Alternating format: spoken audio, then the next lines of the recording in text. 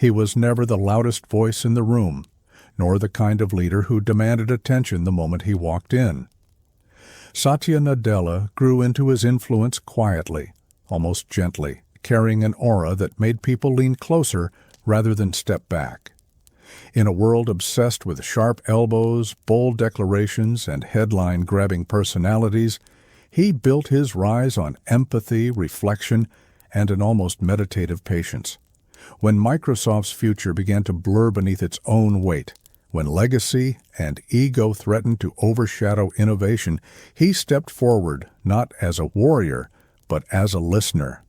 And yet somehow, this soft-spoken engineer would become the architect of one of the greatest corporate transformations in modern history. As you listen to this story, imagine the hum of a server room late at night, the glow of monitors casting thin trails of light across polished floors, and a young man quietly observing how small decisions ripple into something enormous. The story of Satya Nadella is not just the rise of a CEO, but the unfolding of a way of thinking, one built on curiosity, humility, and a deep belief that technology must expand what human beings can achieve. In the calm shadows of his childhood in Hyderabad, through the pressures of Silicon Valley, and into the boardrooms where Microsoft's identity was rewritten, Satya carried something rare: the conviction that kindness is not weakness, but a form of power. That idea, so fragile in the world of business, would become the foundation of Microsoft's rebirth. And in the gently rising arc of his journey, you'll discover how one man's quiet leadership reshaped an industry built on noise. He didn't walk into Microsoft to conquer it, but to understand it. He didn't set out to become CEO, but to solve problems that no one else wanted to tackle. That subtle difference, one of intent rather than ambition, reveals the core of who he is.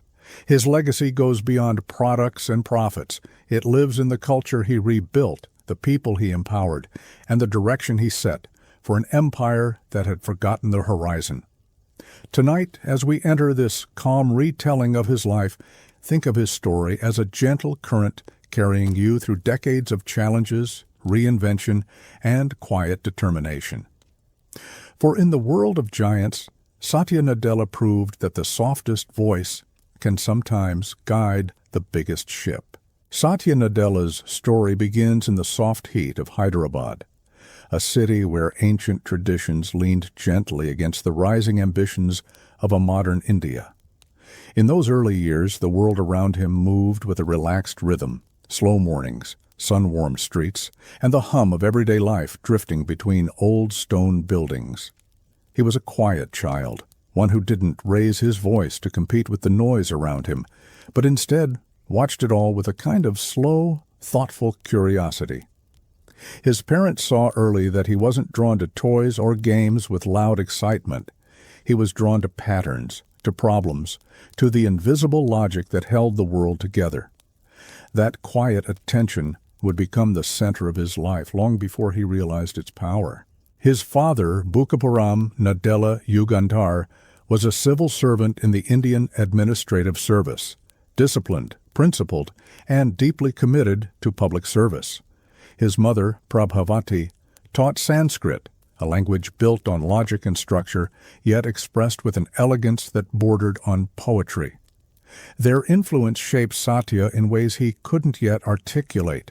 From his mother, he learned an appreciation for subtlety, for the beauty hidden in small details. From his father, he learned the value of discipline, of looking past the immediate moment to see the long arc of consequence. These influences sat quietly inside him, forming the roots of the leader he would one day become. But Satya, even as a child, sensed things differently.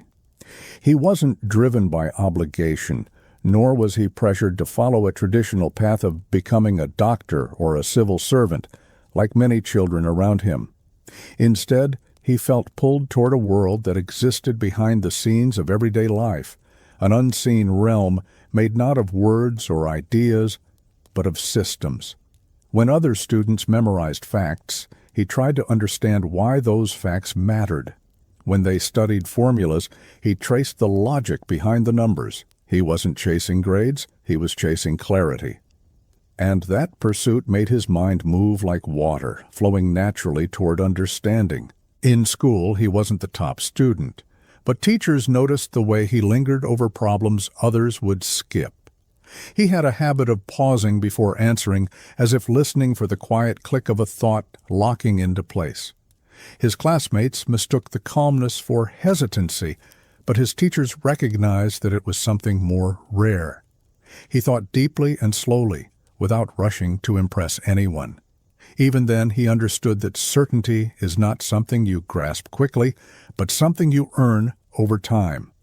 And this early patience, so small and so subtle, would later help him guide one of the world's most powerful companies through its most complicated years. While many young students dreamed of predictable careers, Satya's curiosity crystallized around a single idea. He wanted to build things that didn't yet exist. He didn't know exactly what those things were or where they would lead him, but he sensed that technology held answers to questions he couldn't yet form. When he looked at a computer for the first time, he didn't just see a machine. He saw a doorway. Behind the green text on the screen and the blinking cursor was something alive, something that responded, something he could shape. And for a boy whose mind was always reaching for structure and meaning, that simple interaction felt like discovering a new language. Computers were rare in India at the time, available only in certain schools and government offices. But Satya found ways to be near them whenever he could. He waited patiently for his turn at the keyboard, using those few minutes to explore everything he didn't yet understand. Others typed what they were told. Satya typed what he wanted to know. Even in those small moments, he felt a kind of peace, as if the world narrowed into something manageable and beautifully logical. Then the bell would ring, the machine would be shut down, and he returned to the ordinary rhythms of daily life. Yet the glow of that screen stayed with him long after the room grew dark. His childhood was not built on dramatic moments or bold declarations. It grew through gentle increments, through quiet hours spent studying books, exploring questions, and imagining futures that seemed impossible from the vantage point of his small bedroom. He was not destined, at least in appearance, to one day lead the most influential software company on Earth. But he was growing the traits that would make it possible, the ability to see patterns where others saw chaos, to stay calm when others felt pressure, and to chase learning not for achievement, but for its own quiet joy. In the most understated way, he was preparing to transform the world through understanding rather than ambition. While India moved through periods of political change and rapid modernization, Satya watched how his father navigated those shifting landscapes with calm confidence. Uganda was strict, but not in a way that weighed heavily on his son. He believed that giving a child space to think was as important as giving him rules to follow. Their home was filled with long silences, with books open across tables and newspapers spread across chairs, and Satya often wandered through this environment, absorbing ideas he wasn't yet old enough to interpret. Those silences were not empty, they were fertile. They gave him room to breathe, to imagine, and to dream quietly. His mother's teachings had a different influence, one that shaped his worldview in ways that wouldn't become clear until adulthood. Sanskrit, with its intricate logic and symmetrical structure, taught him to appreciate clarity and balance. The language itself felt like a machine made of words, precise yet expressive, logical yet lyrical. When she explained verses, she often emphasized meaning over memorization, narrative over recitation. Those conversations didn't steer him toward literature, but they did teach him to value understanding over performance.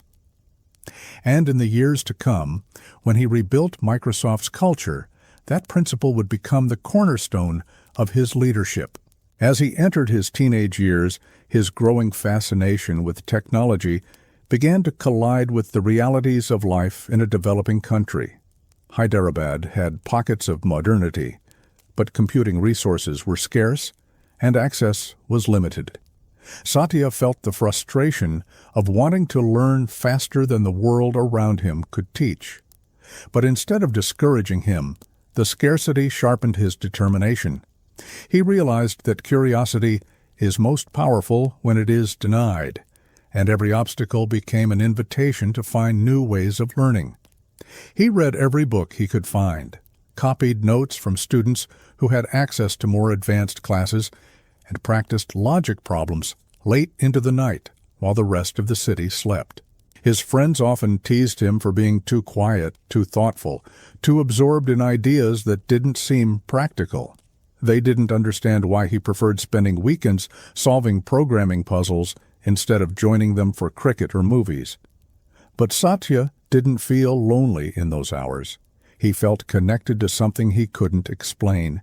He sensed that he was building toward a life that hadn't yet taken shape, and the work felt more like exploration than sacrifice. Every new concept was a step toward mastery, and every moment of confusion was simply the beginning of clarity. This rhythm, study, reflection, understanding, became his anchor. Though he didn't know it then, the habits he formed in these years were preparing him for a future that would demand emotional intelligence as much as technical skill. The ability to pause, to listen, to analyze quietly, and to respond with understanding would later help him rebuild trust inside a company that had become divided by pride and internal competition. Leaders often try to command attention. Satya learned to command understanding, and that difference began right here, in the quiet corners of his childhood home, where thinking slowly was not a flaw, but a strength. As he reached the end of his school years, his teachers could see that he possessed an unusual blend of calmness and ambition. He wasn't driven by the desire to outperform others, but by an internal need to explore the world intellectually. He didn't look at challenges as obstacles. He saw them as puzzles waiting to be solved. Every time someone told him something was too complex, too advanced, or too unrealistic, he felt something awaken inside him, a spark of determination that pushed him to try anyway. In the silence of his own mind, he was building resilience one problem at a time. His family expected him to pursue engineering, a natural path for someone with his mindset.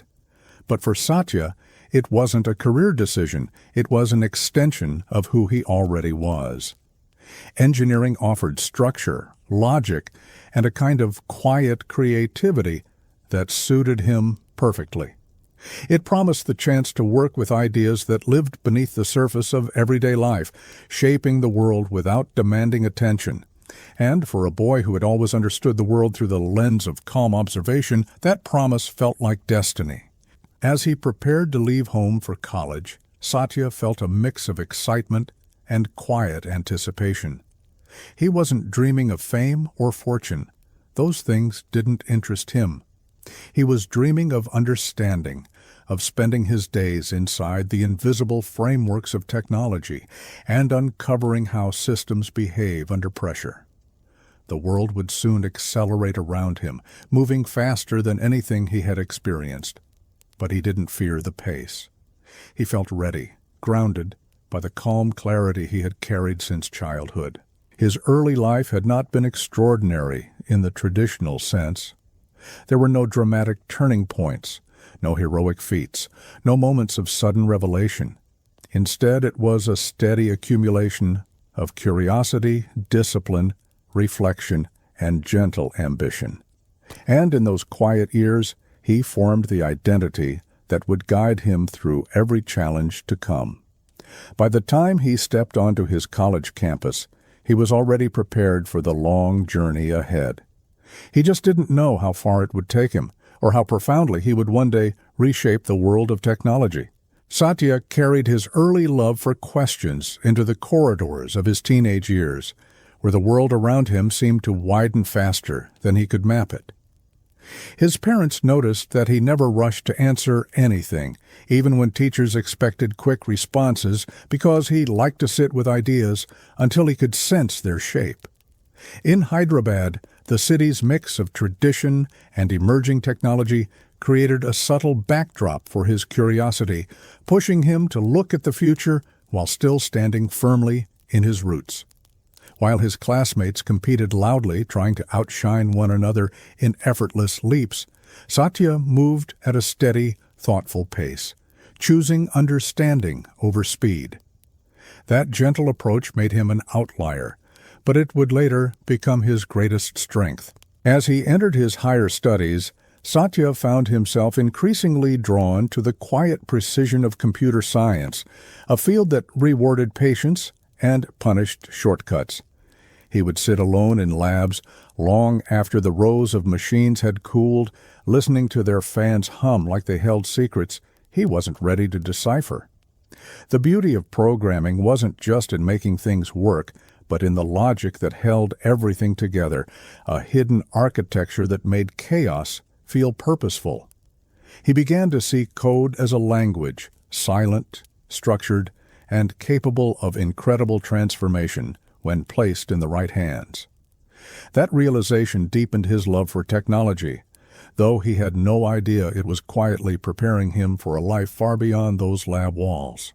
Outside of academics, Satya developed a quiet resilience, shaped by experiences that rarely showed on the surface.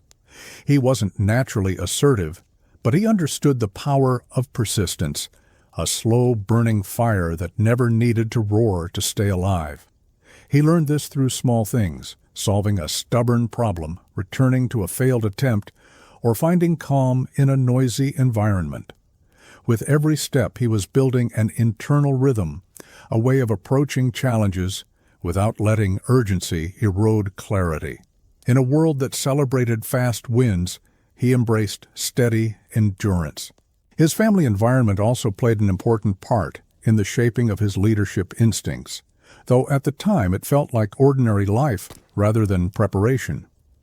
Conversations at home often revolved around society, fairness, and the responsibilities of those in positions of influence, topics his parents treated with sincerity rather than debate. These exchanges taught him that leadership wasn't about control, but about vision and accountability, about understanding people rather than commanding them. That quiet philosophy settled into his thinking, forming the foundation of a worldview that would later become essential at Microsoft. Without realizing it, he was learning how to hold empathy and logic in the same hand. As his education continued, Satya began to see the changing landscape of global technology, sensing that the future would demand minds willing to adapt rather than cling to what worked yesterday. India was expanding, opening new doors, and the lure of possibilities beyond its borders grew stronger with each passing year. Yet Satya didn't dream of leaving to escape his home. Instead, he hoped to expand the range of what he could learn. The United States felt distant, almost fictional, but it represented a world where technology moved with a speed and scale that India was only beginning to understand. That distance excited him rather than intimidated him. By the time he reached the point where he had to decide the next steps of his education, the choice felt both overwhelming and obvious. The quiet boy from Hyderabad, once content to explore ideas in solitude, now felt something pulling him forward, an invitation to step into a broader world where his curiosity could grow without limits. When the acceptance letter from the University of Wisconsin-Milwaukee arrived, he held it not as a ticket to opportunity, but as a promise he needed to live up to. His journey would no longer be confined to the halls he knew, the classrooms he had mastered, or the familiar rhythms of home. Something vast and unknown awaited him. Yet even in that moment of transition, Satya didn't feel the need to celebrate loudly. Instead, he treated it with the same calm he gave to everything else, quietly preparing his mind for the shift ahead. The weight of leaving home was real. the first serious pause in his life's steady motion, but he carried it with quiet resolve. His parents watched him with a mix of pride and uncertainty, sensing that they were witnessing the beginning of something big, even if none of them could fully define it. And Satya, standing at the threshold of adulthood, felt a subtle tremor inside him, not of fear, but of awakening. The world was calling, and he was finally ready to step into it. The night before he left, he sat alone in his room surrounded by things he wouldn't take with him, objects that once defined pieces of his childhood, but no longer needed to travel forward. The city outside his window buzzed faintly, unaware that one of its own was preparing to chase a path that would eventually change the fate of a global giant. In that quiet moment, he thanked the stillness he had grown up with. The gentle pace, the patient thinking, the calm curiosity that would guide him far from home.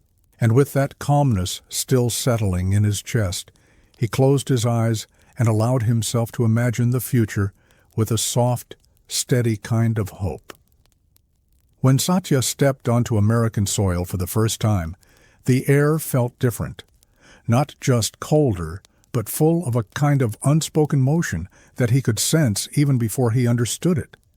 Everything around him moved fast. Cars, conversations, decisions, expectations. The United States was a country built on momentum, driven by people who believed that ideas deserved immediate room to grow. For someone who came from a slower, more contemplative world, the pace could have felt overwhelming.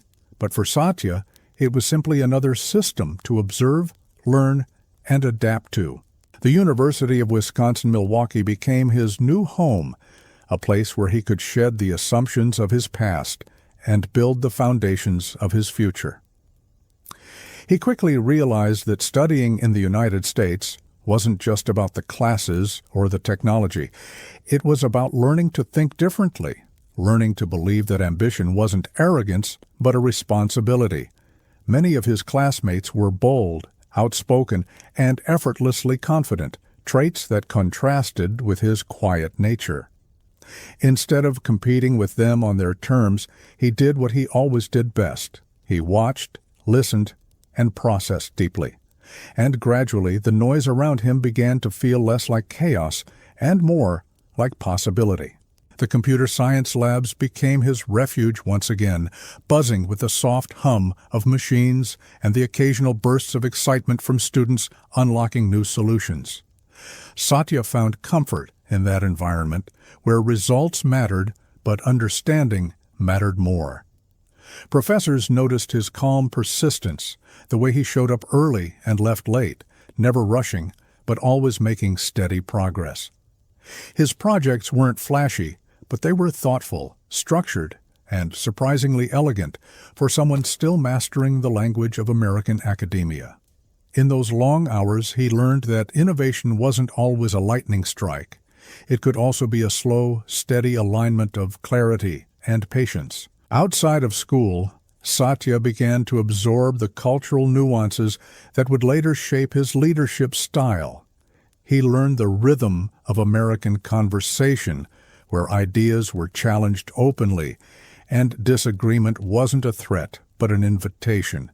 He learned that confidence was often expressed through enthusiasm rather than certainty, and that people were willing to push boundaries if they believed in the outcome. Though he didn't adopt that energy fully, he began to appreciate its value, recognizing that boldness could coexist with introspection. The blend of the two would quietly shape him into a leader capable of bridging worlds. During those years, technology advanced quickly, and the promise of what computers could become felt almost limitless. Satya wasn't drawn to the hype or the glamour of Silicon Valley just yet. Instead, he was fascinated by the underlying principles that made technological progress possible. He saw patterns forming, how software was beginning to reshape industries, how data was becoming the new language of decision-making, and how connectivity would one day bind the world together. These weren't predictions he shouted out loud, but quiet truths that settled into him the way all important ideas did, slowly, steadily, and with purpose. He also learned something else during this period, something that would become essential much later in life. He learned how to balance ambition with empathy, how to pursue excellence without losing the capacity to care. Living far from home reminded him of the fragility of distance, the importance of kindness, and the weight of small human moments. While many students fixated on grades or networking opportunities, Satya found himself paying attention to people, the stressed classmate who needed help, the overworked professor who appreciated patience, the international student who struggled to fit in.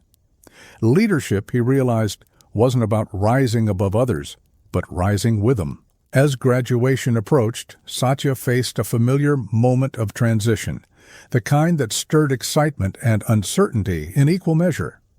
For many of his peers, the future pointed clearly towards Silicon Valley, where startups and big tech companies were hungrily recruiting bright minds. But Satya's path felt more open-ended, shaped not by opportunity alone, but by an inner compass that valued purpose over prestige. He didn't rush into decisions. Instead, he treated the future like one of his coding problems, something to understand deeply before committing to an answer. And in that calm deliberation, he discovered an emerging dream he hadn't fully acknowledged before. He wanted to build things that mattered, things that touched people's lives in ways both visible and invisible. He didn't need the spotlight. He needed the kind of work that allowed him to think, explore, and grow without limits. And with that realization came the understanding that his journey was only just beginning. The world of technology was vast, unpredictable, and full of challenges that required minds willing to look beyond the surface. Satya felt ready, not loudly, not boldly, but with the quiet certainty that had carried him all his life.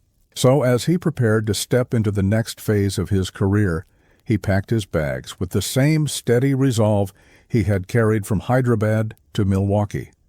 The world would soon demand more of him, more thinking, more courage, more willingness to step into spaces where clarity didn't yet exist. For now, though, he embraced the uncertainty with grace, knowing that even the biggest transformations begin with small, patient steps. And in the gentle rhythm of his journey, the seeds of future leadership were beginning to take root. Satya's first steps into the professional world felt both exhilarating and humbling, as if he had been invited into a vast, intricate ecosystem where every decision created invisible ripples. When he joined Sun Microsystems, he didn't walk in expecting to change anything. Instead, he entered with the same quiet curiosity that had guided him through every transition in his life. Sun was a company built on engineering brilliance, a place buzzing with ideas about distributed systems, high-performance computing, and the emerging shape of the Internet. For Satya, it was like walking into a living, breathing laboratory of possibility. The excitement of being surrounded by innovation didn't make him louder, it made him more observant. His colleagues noticed early on that Satya never acted like the new kid trying to prove himself. Instead, he focused on understanding how things worked, not just technically, but culturally. He asked thoughtful questions, not to showcase intelligence, but to understand the full picture. When problems arose, he didn't rush into solutions the way some engineers did.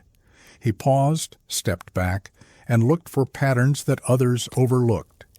This ability to see complexity without panic made him the person people sought out when they felt stuck. And slowly, without trying, he became a quiet, stabilizing presence in a fast-moving environment. In those early years, Satya absorbed everything around him: the technical architecture, the team dynamics, the subtle dance between urgency and long-term thinking. He learned that great engineering wasn't only about building the most powerful systems, it was about anticipating failure, designing for resilience, and understanding how real people would rely on the technology. That mindset resonated deeply with him, shaping his belief that innovation must serve humanity, not just impress it. Sun Microsystems, with all its brilliance and ambition, gave Satya his first true glimpse into what technology could become when guided by thoughtful design. Outside of work, Satya continued to grow in ways that would later define his leadership style. He enrolled in an MBA program at the University of Chicago, not to chase titles or prestige, but to understand how businesses thought, how decisions were made, and how organizations functioned from within. Balancing a full-time job with graduate studies required discipline, late nights, and the kind of patient persistence that came naturally to him.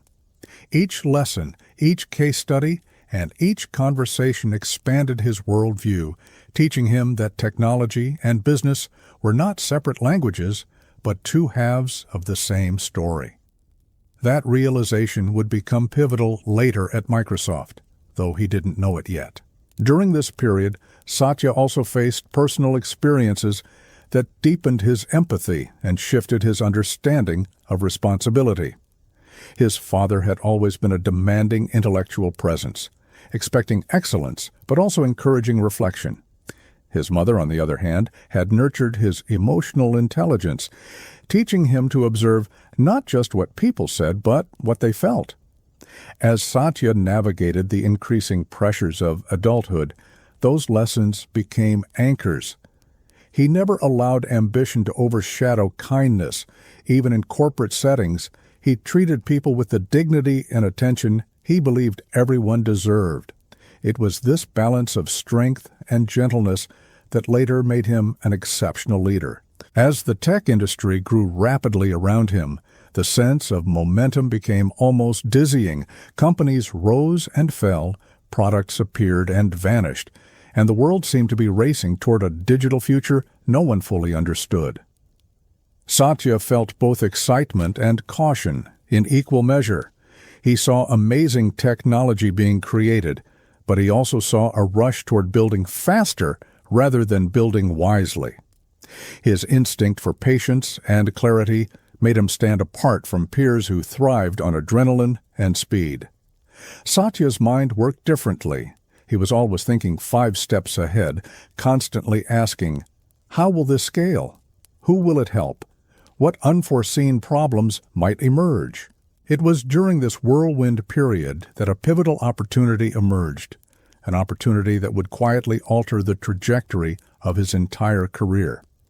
Microsoft, already a titan of the industry, was searching for minds capable of navigating the evolving landscape of enterprise technology.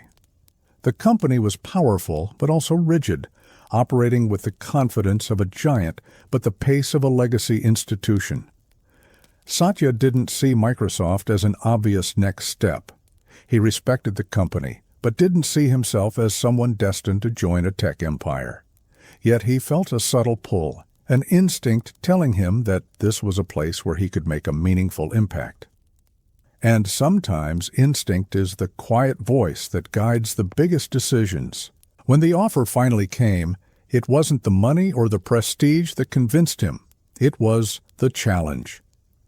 Microsoft needed people willing to work on the difficult, unglamorous parts of technology, the back-end systems, the enterprise infrastructure, the essential but uncelebrated layers of computing. Satya wasn't drawn to glory. He was drawn to depth. And so, with characteristic calmness, he accepted the opportunity, unaware that this decision would eventually lead him to the highest office in one of the world's most influential companies. His arrival at Microsoft marked a new chapter, not just in his career, but in the evolution of his identity. He entered a culture very different from what he had experienced at Sun, competitive, intense, and driven by a survival of the smartest mentality. Engineers debated fiercely, teams pushed aggressively, and leaders often fought for influence with sharp words and sharper egos. To many newcomers, the environment felt intimidating, almost combative. But Satya approached it with the same steady presence he carried everywhere. He didn't need to be the loudest voice. He needed to be the clearest thinker. At first, his quiet style confused some colleagues who equated leadership with volume. They expected him to assert dominance, challenge aggressively, or carve out territory the way others did. But Satya did something far more disruptive. He listened. He truly listened with full attention, seeking to understand perspectives before offering his own. Over time, his presence began to shift the tone of conversations. People realized that he wasn't quiet because he lacked confidence. He was quiet because he valued clarity over noise, and slowly that clarity began to influence the people around him. His early work at Microsoft involved building products and solutions that weren't destined for headlines, but were essential to the company's future. He worked on enterprise tools, cloud foundations, and the infrastructure that supported Microsoft's massive global reach. These roles required patience, long-term vision, and the ability to solve complex problems that didn't always have clean answers. Satya excelled in that space because he wasn't distracted by short-term wins. He believed deeply in building things that lasted, systems strong enough to weather the unpredictable forces of technological change. As he settled into his roles, Satya began to observe something about Microsoft's culture that would stay with him for years. The company was brilliant, full of extraordinary talent, but its energy often pointed inward rather than outward. Teams competed against each other instead of competing against the world. Innovations were measured against internal politics rather than global impact. Satya understood that this was a dangerous pattern, one that could eventually prevent the company from evolving. But he also understood that cultural change required patience and credibility. He wasn't ready to influence the organization yet, but he made a quiet promise to himself. If he ever had the opportunity, he would help shift the company's mindset toward collaboration and humanity. During this time, Satya's personal life deepened in ways that profoundly shaped his worldview. The birth of his son, who required lifelong medical care, changed him at a level deeper than any career milestone. It taught him vulnerability, resilience, and the power of unconditional love. Satya often described this experience as a redefinition of what mattered most. It taught him that real strength wasn't in control, but in compassion, in being present, in understanding that life's challenges make us more human rather than less capable. This sensitivity became a defining quality in his leadership years later, guiding decisions with heart as much as logic. As the years passed, Microsoft entered a turbulent period. The company struggled to keep up with new competitors, mobile computing was reshaping the industry, and internal divisions made innovation difficult. Satya watched these challenges unfold with a mix of concern and determination. He saw opportunities where others saw obstacles. He believed that cloud computing, still in its early stages, could become the backbone of the entire technology landscape. While others focused on consumer products or high-visibility ventures, he focused on building the foundation for the future, Azure. Working on cloud infrastructure was daunting, complicated, and fraught with uncertainty. But Satya excelled in this environment because he wasn't afraid of complexity. He understood that changing the world didn't require fanfare. It required courage to tackle the hardest problems. Under his leadership, Azure grew from possibility to powerhouse, from an overlooked project to one of the most important pillars of Microsoft's future. His ability to move slowly at the surface while thinking brilliantly beneath it became one of his signature strengths. By the time Microsoft's board began searching for a new CEO, Satya had quietly earned a reputation as the person who solved problems others avoided. He wasn't the loudest candidate. He wasn't the most aggressive. But he was the one who understood Microsoft's soul, its past, its potential, and its path forward. And as the company faced one of its most critical turning points, the board noticed something profound. Satya didn't just have the skills to lead Microsoft. He had the humanity to reshape it. What started as a simple job at Sun Microsystems, followed by an uncertain transition to Microsoft, had become the foundation for one of the most remarkable leadership journeys in modern history. But Satya didn't see himself as a rising star. He saw himself as a learner, still discovering, still growing, still guided by the same quiet curiosity that had carried him from Hyderabad to America. The world around him was about to change in monumental ways. But Satya approached the future with the same calm resilience he had developed since childhood. Satya Nadella entered his 40s with a quiet awareness that life was moving faster than he had ever expected, and yet he felt more grounded than at any point before. He had spent years building systems, managing teams, and supporting massive engineering projects, but something inside him kept whispering that he had not yet reached the place where his potential could truly breathe. He felt a shift within himself, a growing sense that leadership was not simply about managing people or delivering results, but about shaping the emotional temperature of an entire organization.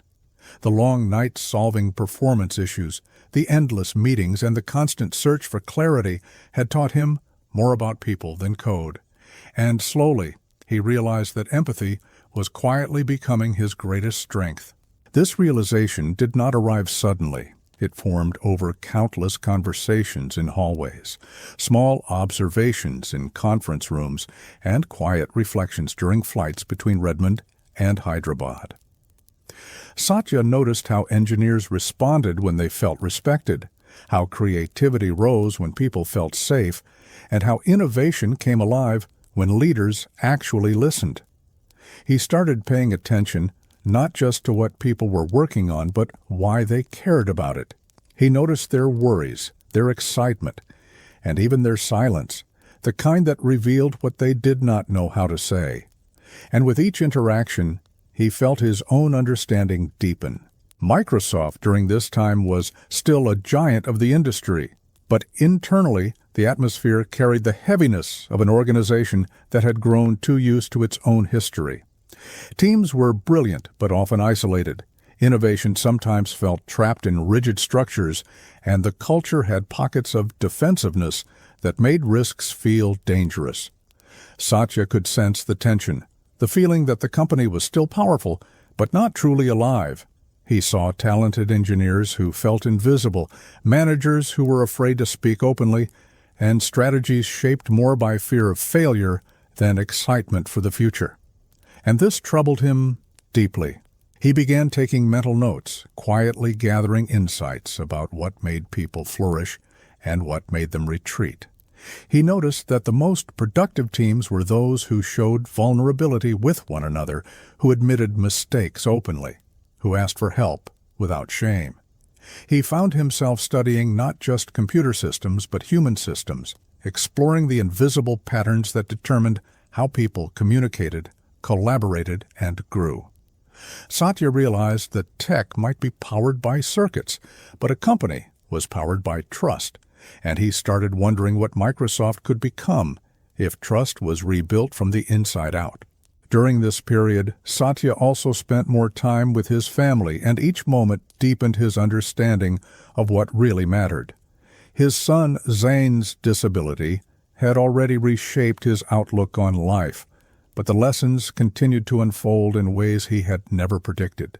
He saw how patience became stronger when love was present, how resilience grew naturally when people felt supported, and how compassion was not a weakness, but a form of wisdom. These experiences began shaping him as a leader long before the world noticed. They softened the edges of his ambition and gave him a sense of clarity that no promotion could ever offer. At work, Satya remained calm even when stakes were high and people began gravitating toward that calmness.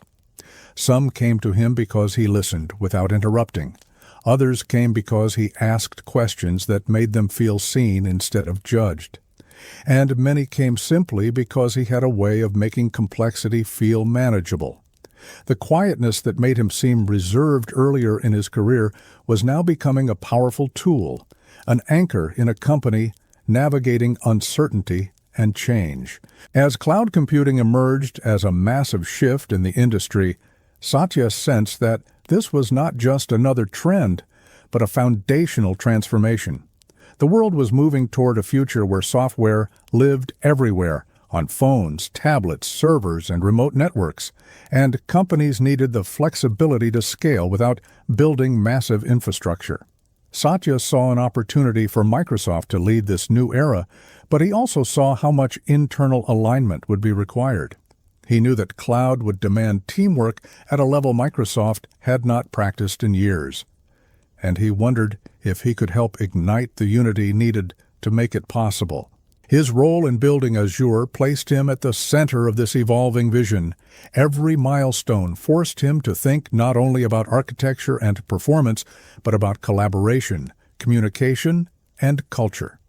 He watched teams stretch themselves, push past disagreements, and learn to trust one another in ways that surprised even them. And he realized that leadership was not about commanding excellence. It was about creating an environment where excellence could naturally rise. This became his quiet mission long before anyone imagined he would one day lead the entire company. Through these years, Satya never made loud declarations about his intentions or ambitions. He simply worked with consistency, clarity, and an open mind. People began noticing the difference, how he turned tension into cooperation, how he invited humility into conversations, and how he encouraged teams to look forward instead of defending the past. The more he focused on building a culture of learning, the more Microsoft began to shift in small but meaningful ways. And Satya saw these shifts as signs that change was not only possible, but already beginning. Inside him, something awakened, a conviction that the future of technology depended on the future of leadership. He imagined a company where curiosity replaced certainty, where growth replaced stagnation, and where the next big innovation could come from anyone, not just the loudest voice in the room. These ideas grew stronger with each passing year, shaping his philosophy and guiding his decisions. And though he did not know it yet, this inward transformation was preparing him for one of the most unexpected chapters of his life. Satya Nadella entered the next phase of his career with a growing sense that the work ahead of him was not only technical, but deeply human. He began noticing how the conversations happening in boardrooms were different from the ones happening in engineering labs, and this contrast troubled him. In meeting after meeting, he saw how numbers were prioritized over people, how strategies were discussed, without acknowledging the emotional reality of those who would carry them out. Something inside him wondered whether a company could truly innovate if its people felt disconnected from its mission. And slowly, he began imagining what Microsoft could look like if its culture aligned with its aspirations again. As his responsibilities increased, Satya found himself pulled into a wider variety of challenges. Some days he was trying to salvage a difficult partnership. Other days he was navigating tensions between teams with different priorities. These experiences gave him a front-row seat to the internal fractures that had built up over the years, fractures that were invisible to the outside world but painfully obvious to those working inside. He realized that the company was suffering not from a lack of talent, but from a lack of unity. And the realization stayed with him long after he left the office each evening. He started attending more cross-functional meetings, listening carefully to leaders from design, engineering, marketing, and research. Satya noticed that everyone had good intentions, but they often spoke past one another, protecting their own domains, instead of collaborating towards something larger. He saw how defensiveness grew when people felt unheard, and how innovation slowed when teams operated in silos. This understanding shaped his approach to leadership in a profound way. He found himself prioritizing clarity, communication, and alignment, three things Microsoft needed desperately at the time. During this period, Satya's empathy deepened in ways he had not anticipated. He became increasingly aware that every engineer debugging a system, Every product manager writing a roadmap, and every executive presenting a strategy was carrying pressures that were often invisible. The more he listened, the more he understood that leadership was not about giving orders. It was about creating space for others to shine. He began guiding people with patience rather than force, asking questions instead of giving commands, and offering encouragement at moments when frustration seemed overwhelming. And people responded to this in ways that surprised even him. What stood out most was how employees began seeking him out, not because he was the most senior person in the room, but because he made them feel understood. Some came to him for guidance, others came simply because they needed someone who would listen without judgment. Satya carried these conversations carefully, knowing that every question reflected a story, a struggle, or a dream. With each interaction, he felt the early outlines of the leader he was becoming, a leader who believed that humanity and technology did not compete but complemented each other. This conviction became the backbone of his identity. This was also the period when Satya began thinking seriously about the future, not just his own, but Microsoft's. He watched the industry evolve at a pace that felt almost overwhelming, with new companies emerging, trends shifting rapidly, and technologies transforming every corner of the digital world.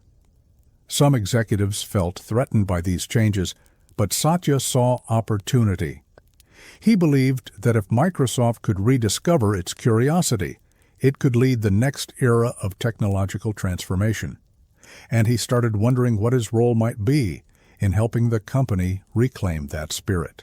As cloud computing began reshaping the industry landscape, Satya committed himself fully to the vision behind Azure. He poured long hours into strategy sessions, pushed teams to collaborate across divisions, and encouraged engineers to experiment boldly. Even when obstacles appeared, he remained focused on the long-term goal, convinced that Azure could become the foundation of the company's future. His calm determination earned him respect from colleagues who once underestimated him, and slowly his influence within Microsoft grew in ways he never publicly acknowledged but quietly felt. Through this process, Satya began developing a clearer philosophy of leadership, one centered on humility, curiosity, and growth.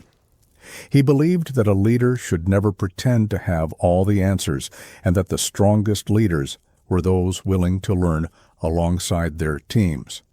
This belief shaped the atmosphere around him, transforming meetings from rigid debates into thoughtful discussions. People felt more willing to voice their ideas, more open to sharing concerns, and more confident in taking risks. And Satya saw this cultural shift as proof that leadership could indeed reshape an entire ecosystem. Outside the office, Satya often reflected on his journey during long walks or quiet evenings with family. He thought about the teachers who encouraged him, the friends who challenged him, and the moments of uncertainty that had forced him to grow.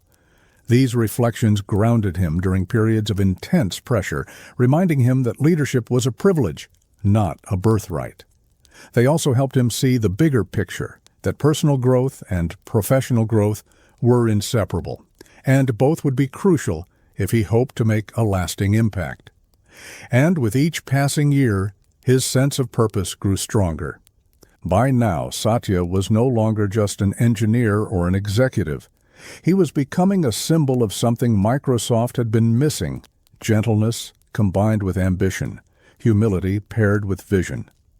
People within the company began whispering about his steady rise, wondering whether he might one day lead at the highest level. Satya never entertained these thoughts openly, but somewhere deep within, he felt the faint stirrings of destiny. It wasn't ego or ambition. It was a quiet understanding that the path ahead might require everything he had learned so far, and he was ready to face that possibility. As he prepared for the challenges that lay ahead, Satya strengthened his resolve to lead with authenticity. He promised himself that no matter how high he rose, he would never forget the roots of his strength: empathy, curiosity, and an unwavering belief in people. These values became his compass, guiding him through every decision, conflict, and moment of doubt. And gradually the world around him began to shift in response. Microsoft was not yet transformed, but the seeds of transformation had been planted deep within its culture. The moment Satya Nadella realized that leadership was no longer just an idea, but a responsibility, came slowly, almost imperceptibly, like the gradual rise of dawn over a quiet city. He had spent years observing, listening, and learning, yet the thought of leading a company as vast as Microsoft seemed almost impossible. The scope, the complexity, the sheer weight of decisions that affected millions of lives, it could have crushed anyone else. But Satya had a steady inner compass, one that had been quietly calibrated over decades of curiosity, patience, and resilience. And in that quiet, he began to sense that he was ready to step into a role far larger than he had ever imagined. His first real taste of executive responsibility came when he was asked to lead Microsoft's Cloud and Enterprise Group. The challenge was monumental. The cloud was still emerging, competitors were aggressive, and internal skepticism ran deep. Many teams were fragmented, unsure if the company could even compete in this new era. Yet Satya approached the task with his usual calm diligence, mapping out a vision not just for technology, but for culture, collaboration, and growth. He treated every decision as both a technical problem and a human one, understanding that success depended equally on systems and people.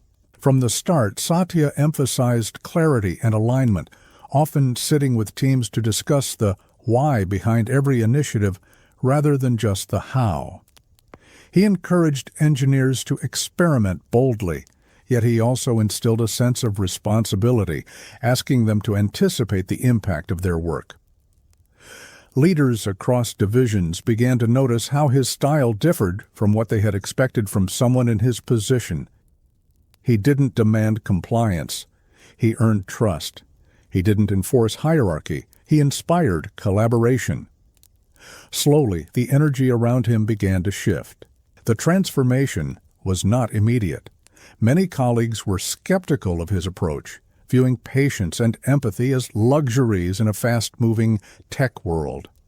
Some wondered whether a quieter, more reflective style could compete with aggressive, high-profile leadership. Satya understood their doubts, but refused to let them dictate his path. He had learned long ago that real change required consistency over charisma, depth over showmanship, and vision grounded in careful observation. And so he continued, quietly, persistently, shaping a culture that valued people as much as performance. During this period, Satya also became increasingly aware of the power of storytelling in leadership. Data and strategy could guide decisions, but narratives gave them meaning. He began framing initiatives not as isolated projects, but as parts of a larger journey, Microsoft's journey into a new era of innovation, collaboration, and impact. Employees began to feel that their work had significance beyond the quarterly report or product release. They were part of a larger mission, and Satya's quiet guidance helped them see it clearly. This subtle change in perspective energized teams and slowly began transforming internal culture. Satya also paid attention to his own growth, realizing that stepping into larger responsibility demanded continuous learning. He studied history, leadership principles, and even psychology, seeking patterns in human behavior that could guide his decisions. He reflected on his own experiences growing up in Hyderabad, on his early years in the United States, and on the personal challenges that had shaped his character. Every lesson, every memory, became part of his leadership toolkit. He understood that leading a global company required more than technical skill. It required vision, empathy, and the ability to see the world through many perspectives simultaneously. The challenges were immense. Microsoft faced competitors who were faster, more agile, and more willing to take risks. Internally, teams often clung to old habits, resistant to change even when the stakes were clear. Satya understood that transforming a company of this size would require not only strategy but patience, persistence, and subtle influence. He focused on creating alignment between divisions, ensuring that every team, from engineering to sales, shared a common purpose. He invested time in listening tours, meetings, and one-on-one discussions, reinforcing the importance of collaboration over competition. The impact was slow but tangible. Beyond corporate strategy, Satya began thinking about Microsoft's role in the world. Technology had become ubiquitous, touching every corner of society, and with that came responsibility. He believed that companies, especially those as large as Microsoft, had a moral obligation to lead ethically, inclusively, and with foresight. Satya began advocating for accessibility, global connectivity, and the empowerment of people through technology. This vision resonated quietly yet powerfully with employees, reinforcing the idea that Microsoft's work was about more than profit, it was about purpose. And in this alignment of mission and action, the seeds of lasting transformation were planted. Satya Nadella's days moved in a rhythm that was both deliberate and quietly intense. The office, alive with the hum of computers and muted conversations, became a space where he observed the subtle interplay of people and ideas. He noticed which teams thrived in collaboration, which stumbled silently under pressure, and which individuals carried potential that had yet to be realized. Each interaction offered insight, and each meeting became an exercise in understanding not just the technical challenge, but the human dynamics that would determine its outcome. Satya approached these moments with patience, realizing that leadership was not a matter of issuing commands, but of cultivating conditions where others could excel naturally and without fear. Even small gestures carried weight under his observation. A question asked thoughtfully in a meeting could spark dialogue that unveiled unspoken problems. Recognition given in quiet, precise words often motivated more than public praise. He learned that influence worked best when it was subtle, almost invisible, guiding behavior and shaping decisions without forcing compliance. Teams began to respond to this approach, gaining confidence to take risks and explore solutions they might once have avoided. The culture shifted imperceptibly as curiosity and trust began to flourish alongside technical skill. The transformation was gradual, but Satya saw the emerging patterns clearly. Projects that once stagnated due to miscommunication or hesitation began to move forward with renewed purpose. Cross-department collaboration improved as leaders learned to listen, to ask the right questions, and to support one another without overstepping. Satya's quiet insistence on empathy and understanding became a guiding principle, embedding itself in the routines of daily work. Even in the midst of deadlines, market pressures, and strategic pivots, the organization retained a sense of measured focus, a reflection of the steady rhythm he cultivated. Reflecting on his own journey, Satya drew lessons from personal experiences that informed his approach to leadership. Raising his son with special needs had taught him patience, deep empathy, and the importance of listening without judgment. Those qualities translated seamlessly into professional life, enabling him to read the nuances of team dynamics and anticipate challenges before they became obstacles. He understood that people performed best when they felt safe, understood, and valued. By nurturing these conditions quietly, consistently, and deliberately, Satya fostered a culture where innovation could thrive alongside humanity. The push toward cloud computing presented both technical and cultural challenges that tested his leadership. Integrating complex systems across a global company required not only engineering expertise, but coordination, trust, and resilience. Satya encouraged teams to experiment, to iterate, and to learn from failures, framing setbacks as opportunities rather than threats. This approach created a culture in which innovation was both sustainable and intentional, where calculated risk was seen as a necessary ingredient of progress. Over time, the organization began to move with more agility, clarity, and confidence than ever before. Satya often spent long evenings reflecting quietly, connecting the dots between projects, people, and culture. These moments of contemplation allowed him to see the invisible currents shaping the company, the tensions, the unspoken hesitations, and the small successes that often went unnoticed. By pausing and observing, he could intervene strategically, reinforcing positive behaviors and gently redirecting energy when needed. Leadership, he realized, was a constant dialogue between action and reflection, a balance of guiding and listening, deciding and observing. Each decision was informed not only by data and strategy, but by empathy and understanding of the people involved. Even in high-pressure situations, Satya's calm presence became a stabilizing force. Teams learned to approach him with honesty, knowing their input would be received thoughtfully. Mistakes were reframed as lessons, encouraging learning and growth, rather than fear of failure. Over time, this created a feedback loop of trust, experimentation, and improvement, accelerating both innovation and collaboration. Satya saw that culture was not an abstract concept but a living system that responded to attention, care, and consistent reinforcement. As Microsoft navigated global expansion and increasing market demands, Satya maintained a focus on human-centered design. Technology, he believed, was most meaningful when it empowered people, rather than simply serving corporate or technical objectives. He encouraged teams to consider the end-user experience, the social impact of their work, and the ethical responsibilities of innovation. Projects were approached not only with technical rigor, but with a sense of purpose, aiming to create tools that made a tangible difference in the lives of individuals and organizations. By embedding this philosophy into every layer of the company, Satya ensured that innovation remained aligned with human values. The changes were subtle, yet cumulative.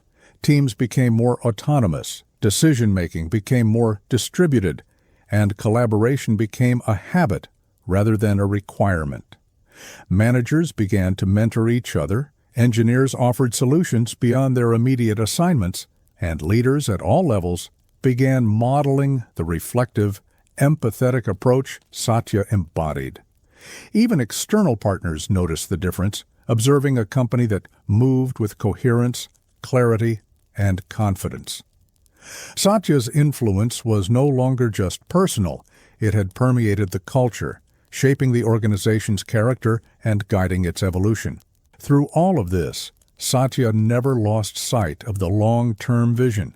The company's strategic ambitions, cloud computing, enterprise solutions, and global services were pursued not merely as business goals, but as part of a broader mission to empower individuals and organizations worldwide. He understood that technology alone could not drive meaningful change. It required people, culture, and systems to align. By investing quietly and persistently in culture, Satya ensured that the company could sustain innovation, respond to challenges, and seize opportunities as they arose. Each success built upon the last, not through force, but through the careful orchestration of talent, trust, and vision. Even when external pressures mounted, Satya maintained a sense of calm that became contagious. Teams learned to approach challenges with measured focus, problem-solving rather than panicking, innovating rather than reacting. Mistakes were treated as feedback, uncertainty as an invitation to learn, and success as a shared achievement.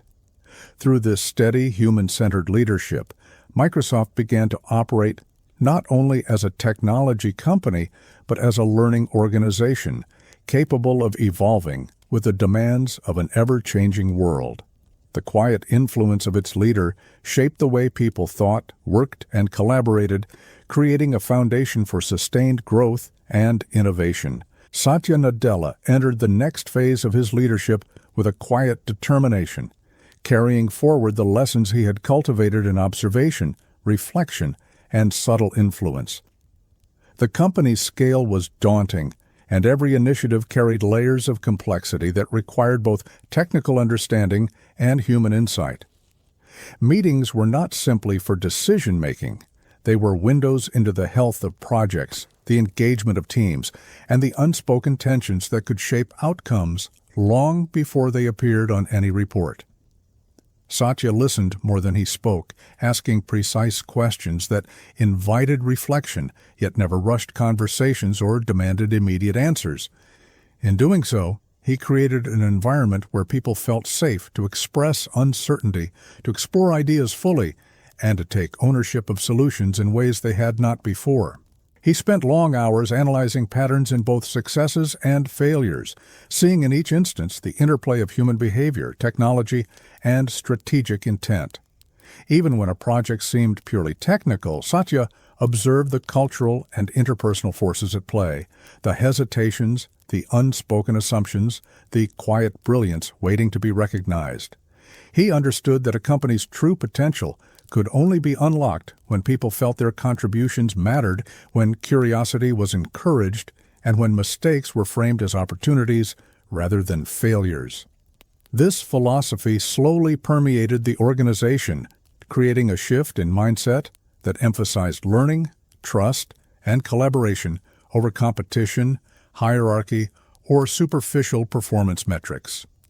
The change was subtle, almost imperceptible day by day, but cumulative, reshaping the company from within. As Microsoft accelerated its push into cloud services and enterprise solutions, Satya balanced the dual challenges of innovation and alignment.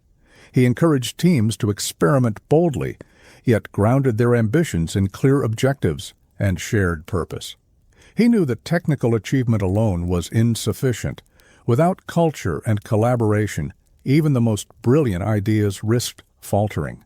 To reinforce this, he modeled behavior that combined patience with curiosity, humility with authority, and precision with empathy. Leaders who worked closely with him began to internalize this approach, learning to guide their own teams with similar quiet confidence, reinforcing a culture where thoughtful risk-taking was rewarded and collective learning was celebrated. Satya's own reflection often began before sunrise, walking through empty hallways or sitting quietly in offices where the hum of computers still lingered. These moments of solitude allowed him to connect with the undercurrents of the organization, noticing subtle patterns of energy, motivation, and challenge. He observed which teams were hesitant, which individuals were quietly innovative, and which leaders needed guidance or support. By engaging with these insights before acting, Satya could make interventions that were precise and effective, shaping outcomes without overt force.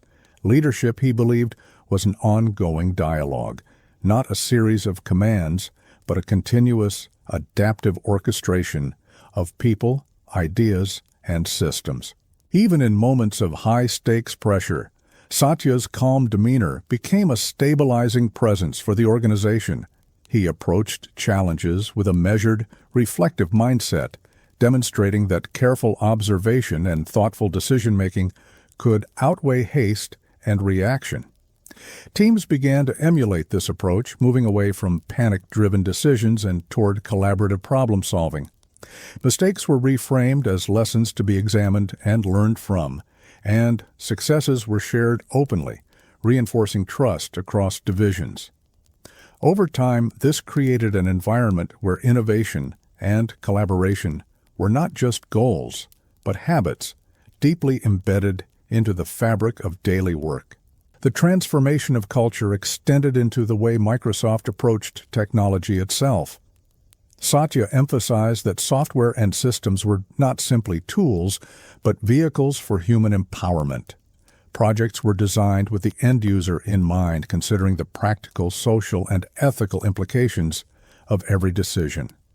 Engineers were encouraged to think beyond code and infrastructure, to imagine the broader impact of their work, and to integrate empathy into their problem-solving.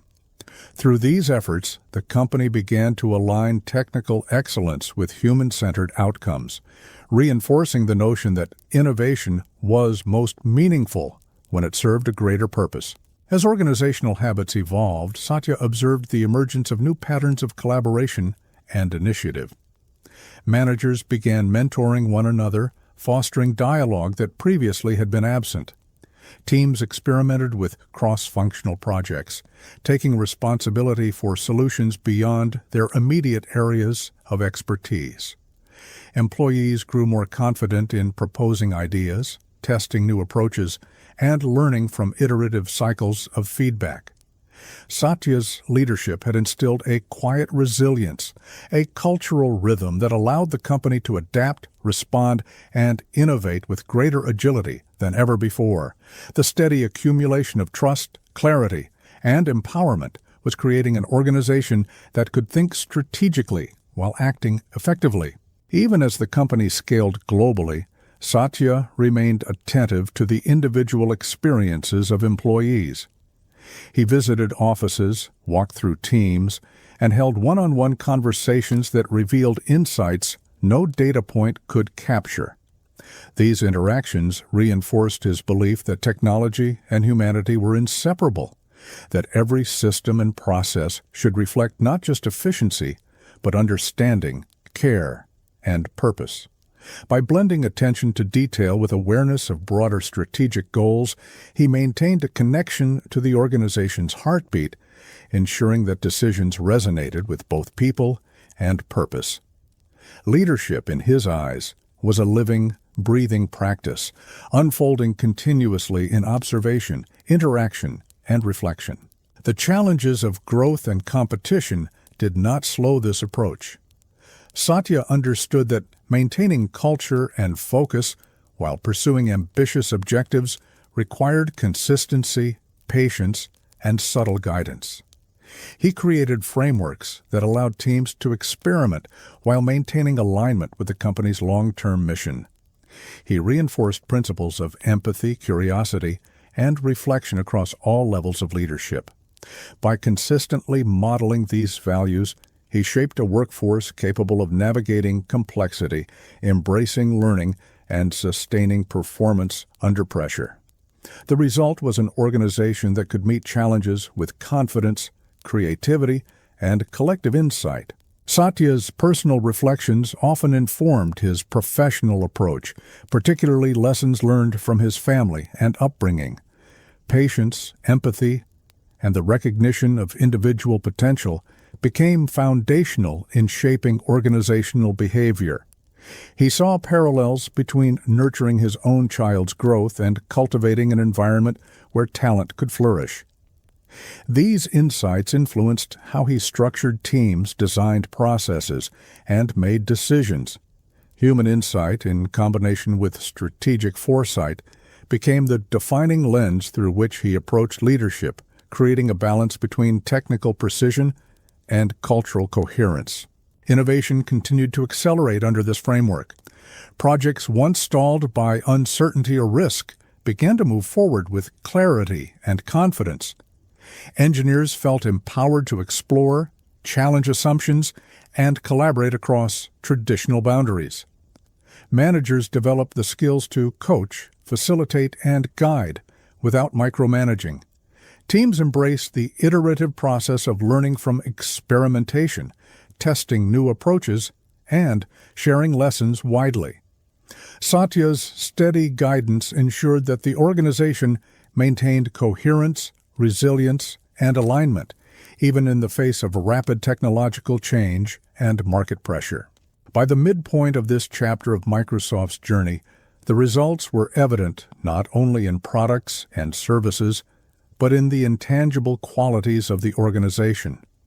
Curiosity, collaboration, and resilience were now embedded in the culture. Innovation was continuous, fueled by trust, reflection, and shared purpose. Employees felt a sense of ownership and pride in their work, inspired by a leadership style that emphasized understanding over instruction, empathy over authority, and learning over immediate performance.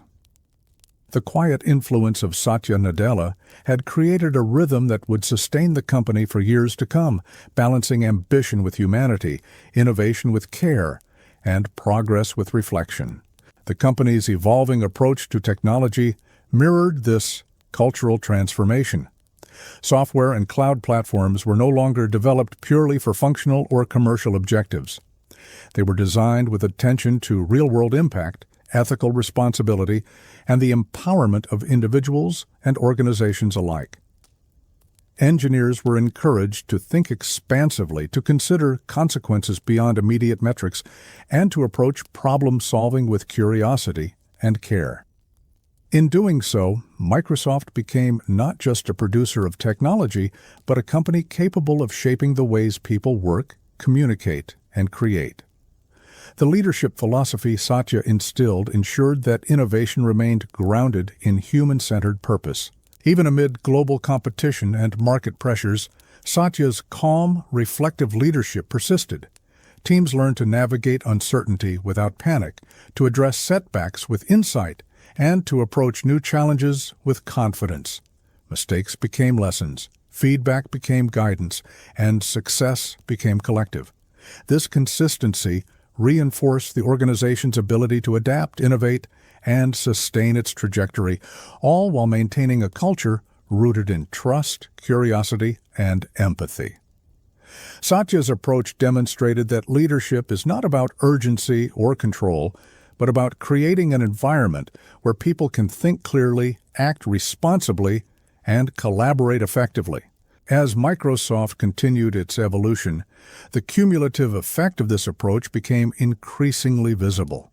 Projects advanced with coordination and purpose, teams operated with confidence and alignment, and leaders modeled reflective, empathetic behavior. Even in high-pressure contexts, the culture supported innovation, adaptability, and resilience. Satya's philosophy of quiet, deliberate leadership had taken root, shaping not only the present, but the future of the company. And in the measured, consistent rhythms of his influence, the organization was being prepared for challenges, opportunities, and growth that would extend far beyond the present moment.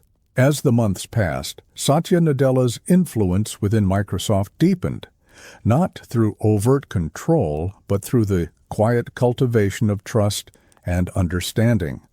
He moved among teams with a steady presence, observing patterns, listening closely, and asking questions that encouraged reflection rather than immediate answers. People began to notice that he valued comprehension over speed, empathy over authority, and insight over superficial performance. This subtle approach reshaped how meetings unfolded, how ideas were exchanged, and how challenges were addressed. Teams gradually learned that success was measured not by how quickly they responded, but by how thoughtfully they engaged with problems and collaborated with one another. Even technical decisions were approached with the same human-centered perspective.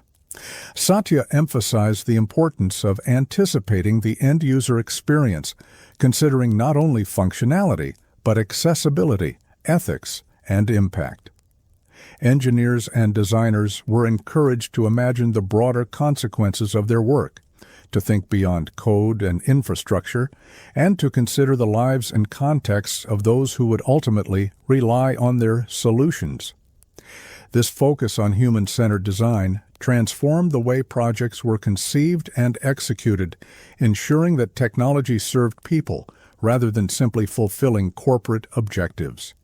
It was a philosophy that merged technical excellence with purposeful, empathetic intent. Satya's reflective approach extended to leadership development across the company. He mentored managers, coached executives, and facilitated dialogue that encouraged self-awareness and emotional intelligence. By modeling patience, active listening, and subtle guidance, he created a culture in which leaders learned to influence rather than dictate, to empower rather than control.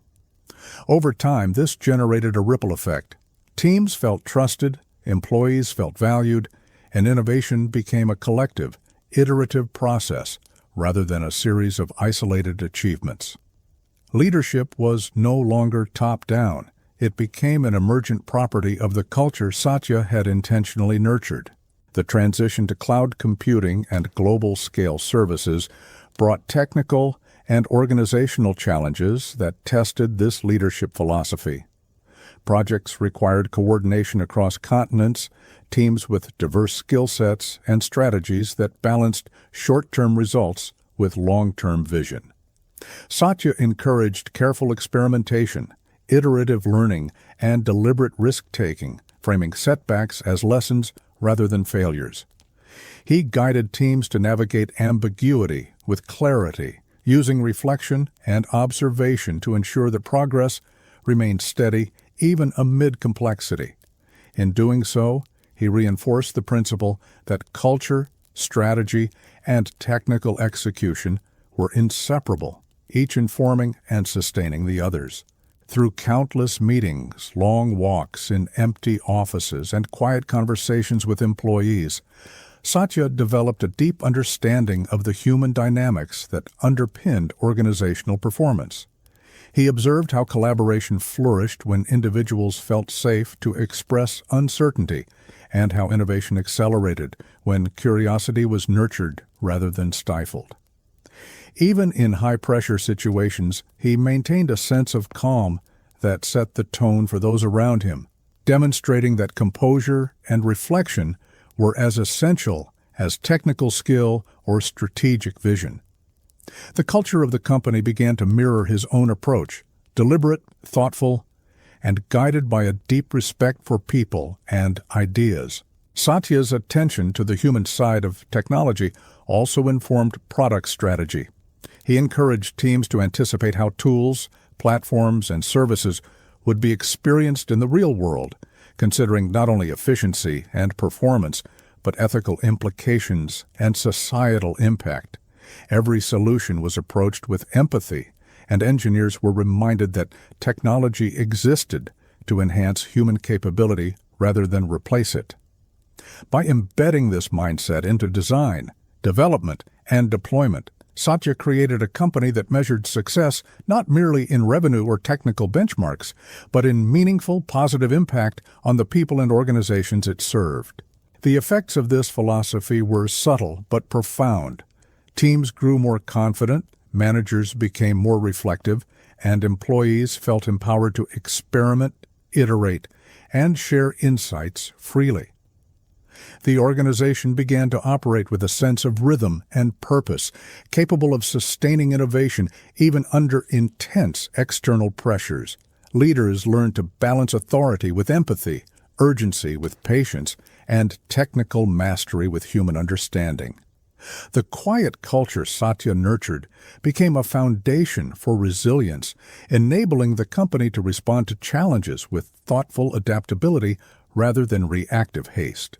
Even as the company expanded globally, Satya remained attuned to individual experiences. He visited offices, walked corridors, and engaged in one-on-one conversations to maintain a sense of connection and perspective. These interactions allowed him to identify emerging challenges, understand morale, and reinforce principles of trust and collaboration. Every decision, from strategic pivots to project prioritization, was informed by a combination of data, observation, and empathy. Leadership in this way became a continuous dynamic process of reflection, interaction, and subtle guidance, reinforcing the human-centered culture that Satya had established. Satya's philosophy also reshaped the way the company approached risk and innovation. Employees were encouraged to take measured risks, explore novel ideas, and learn from failure without fear of judgment. Mistakes were reframed as stepping stones, and curiosity was celebrated as a driver of progress. Teams began to experiment more freely, crossing traditional boundaries and collaborating in ways that previously would have been discouraged. This cultivated a mindset of shared accountability, resilience, and collective problem-solving, which accelerated innovation while preserving stability and alignment with long-term goals. The combination of reflective leadership, human-centered design, and cultural reinforcement created a feedback loop of growth. Innovation led to collaboration, collaboration reinforced learning, and learning fueled further innovation. Teams began to anticipate challenges before they became obstacles, leveraging both technical expertise and interpersonal awareness. Managers acted as guides rather than enforcers, mentors rather than supervisors, and employees internalized a sense of responsibility and pride in their work. The organization's ability to adapt, innovate, and sustain performance was no longer dependent on external pressure. It became an ingrained capability cultivated quietly through Satya's influence. Even under the weight of ambitious initiatives, Satya maintained his calm, deliberate approach. External pressures, market shifts, competition, and technological disruption were met with thoughtful reflection rather than reactive urgency. Teams responded by embodying the same composure, solving problems methodically, and collaborating with clarity and purpose. Decisions were not rushed, insights were gathered carefully, and risks were taken strategically. The organization began to operate as a cohesive, resilient entity capable of balancing innovation with consistency, ambition with empathy, and speed with precision. As Satya Nadella moved deeper into his leadership of Microsoft, the company found itself at a crossroads between tradition and transformation. Years of legacy systems and entrenched practices had created a complex, sometimes cumbersome, organizational machinery. Satya understood that meaningful change would not come from directives or mandates alone. It would require a subtle orchestration of culture, technology, and vision.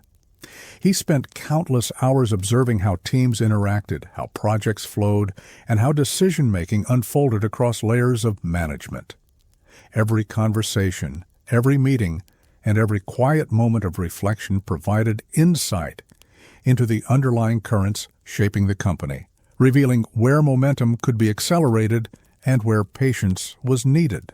The push toward cloud computing, artificial intelligence, and global digital services demanded not only technical innovation, but also a cultural recalibration. Satya encouraged teams to embrace experimentation, iteration, and cross-disciplinary collaboration, reinforcing the idea that failure was not a setback, but a necessary step toward progress. He emphasized that innovation was not a matter of speed alone. It required understanding, reflection, and alignment with a human-centered purpose. By framing ambition in terms of learning and empowerment, he created an environment where creativity could flourish without chaos, where technical excellence could be pursued without sacrificing empathy. Leaders began to see that influence was most effective when rooted in understanding rather than control. Satya's own habits became a model for the company's transformation. He approached every challenge with patience, dissecting problems into their constituent elements before making decisions. He encouraged his teams to listen before acting, to question assumptions, and to explore alternatives with both curiosity and rigor. By cultivating this reflective approach, he allowed innovation to emerge organically, nurtured by trust and intellectual freedom, rather than imposed deadlines or fear of failure. Employees began to internalize this mindset, moving from reactive problem-solving to proactive exploration, empowered to shape both their projects and their professional growth. The process of cultural transformation was gradual, almost imperceptible at first. Small gestures, the careful phrasing of feedback, the encouragement to explore untested ideas, the acknowledgement of effort over outcome began to shift behaviors subtly but significantly. Teams became more collaborative, managers more facilitative, and individuals more willing to take initiative. The organization's pace and efficiency improved, not through urgency, but through alignment of purpose, clarity of expectation, and trust in collective judgment. Satya understood that sustainable transformation could only be achieved when people felt a sense of ownership, and that ownership arose from both empowerment and understanding. At the same time, Satya remained keenly aware of the external pressures facing the company. Competition in the technology sector was intense, and market expectations were constantly shifting. He navigated these pressures not by imposing rigid control, but by fostering resilience and adaptability within the organization. Teams learned to anticipate challenges, to iterate quickly, and to approach uncertainty with strategic clarity. By embedding a culture of learning and reflection, Satya ensured that Microsoft could respond to change with agility while maintaining its core values and long-term vision. The company was no longer reactive. It had become anticipatory, capable of turning challenges into opportunities for growth and innovation. Even as technical complexity increased, Satya maintained a focus on the human dimension of leadership. He continued to mentor managers and executives, modeling empathy, patience, and thoughtful decision-making. Conversations were approached with curiosity, meetings with intentionality, and interactions with attentiveness to the subtleties of communication. Leaders began to mirror these behaviors, creating a network of influence that extended across divisions and geographies. The culture that Satya had nurtured was becoming self-reinforcing, a living system in which innovation, collaboration, and learning thrived organically. The integration of artificial intelligence and advanced cloud services brought unique challenges and opportunities. Satya emphasized the importance of ethical considerations, inclusivity, and societal impact in every project. Teams were encouraged to consider not only technical feasibility, but also long-term consequences, accessibility, and the potential to empower individuals and organizations worldwide. This approach instilled a sense of purpose beyond profit, aligning technological ambition with human-centered outcomes. Employees responded with heightened engagement, creativity, and a shared understanding that their work had meaning beyond immediate deliverables. As the company continued to grow, Satya balanced strategic vision with attention to detail. He recognized that large-scale initiatives required both a clear direction and meticulous execution. By observing how projects unfolded and where friction arose, he could intervene precisely, guiding without imposing. This allowed innovation to continue unhindered while ensuring alignment with broader goals. Teams learned to navigate complexity with confidence, empowered to make decisions while trusting in the collective wisdom and vision of leadership.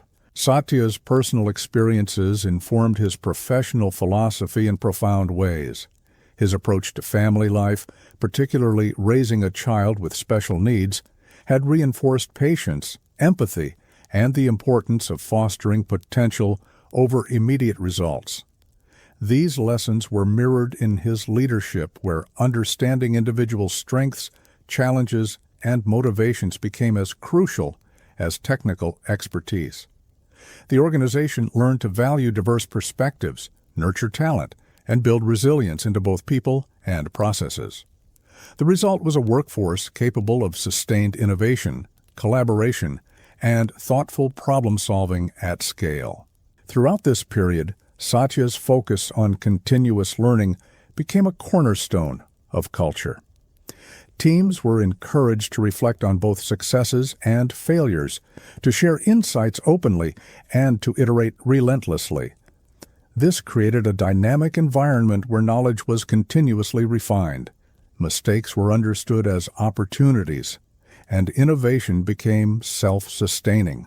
The company's ability to evolve was no longer dependent solely on leadership directives, but had become embedded in the rhythms of everyday work. Employees felt empowered to shape outcomes, take initiative, and contribute to a collective trajectory of progress. The company's external impact grew alongside its internal transformation.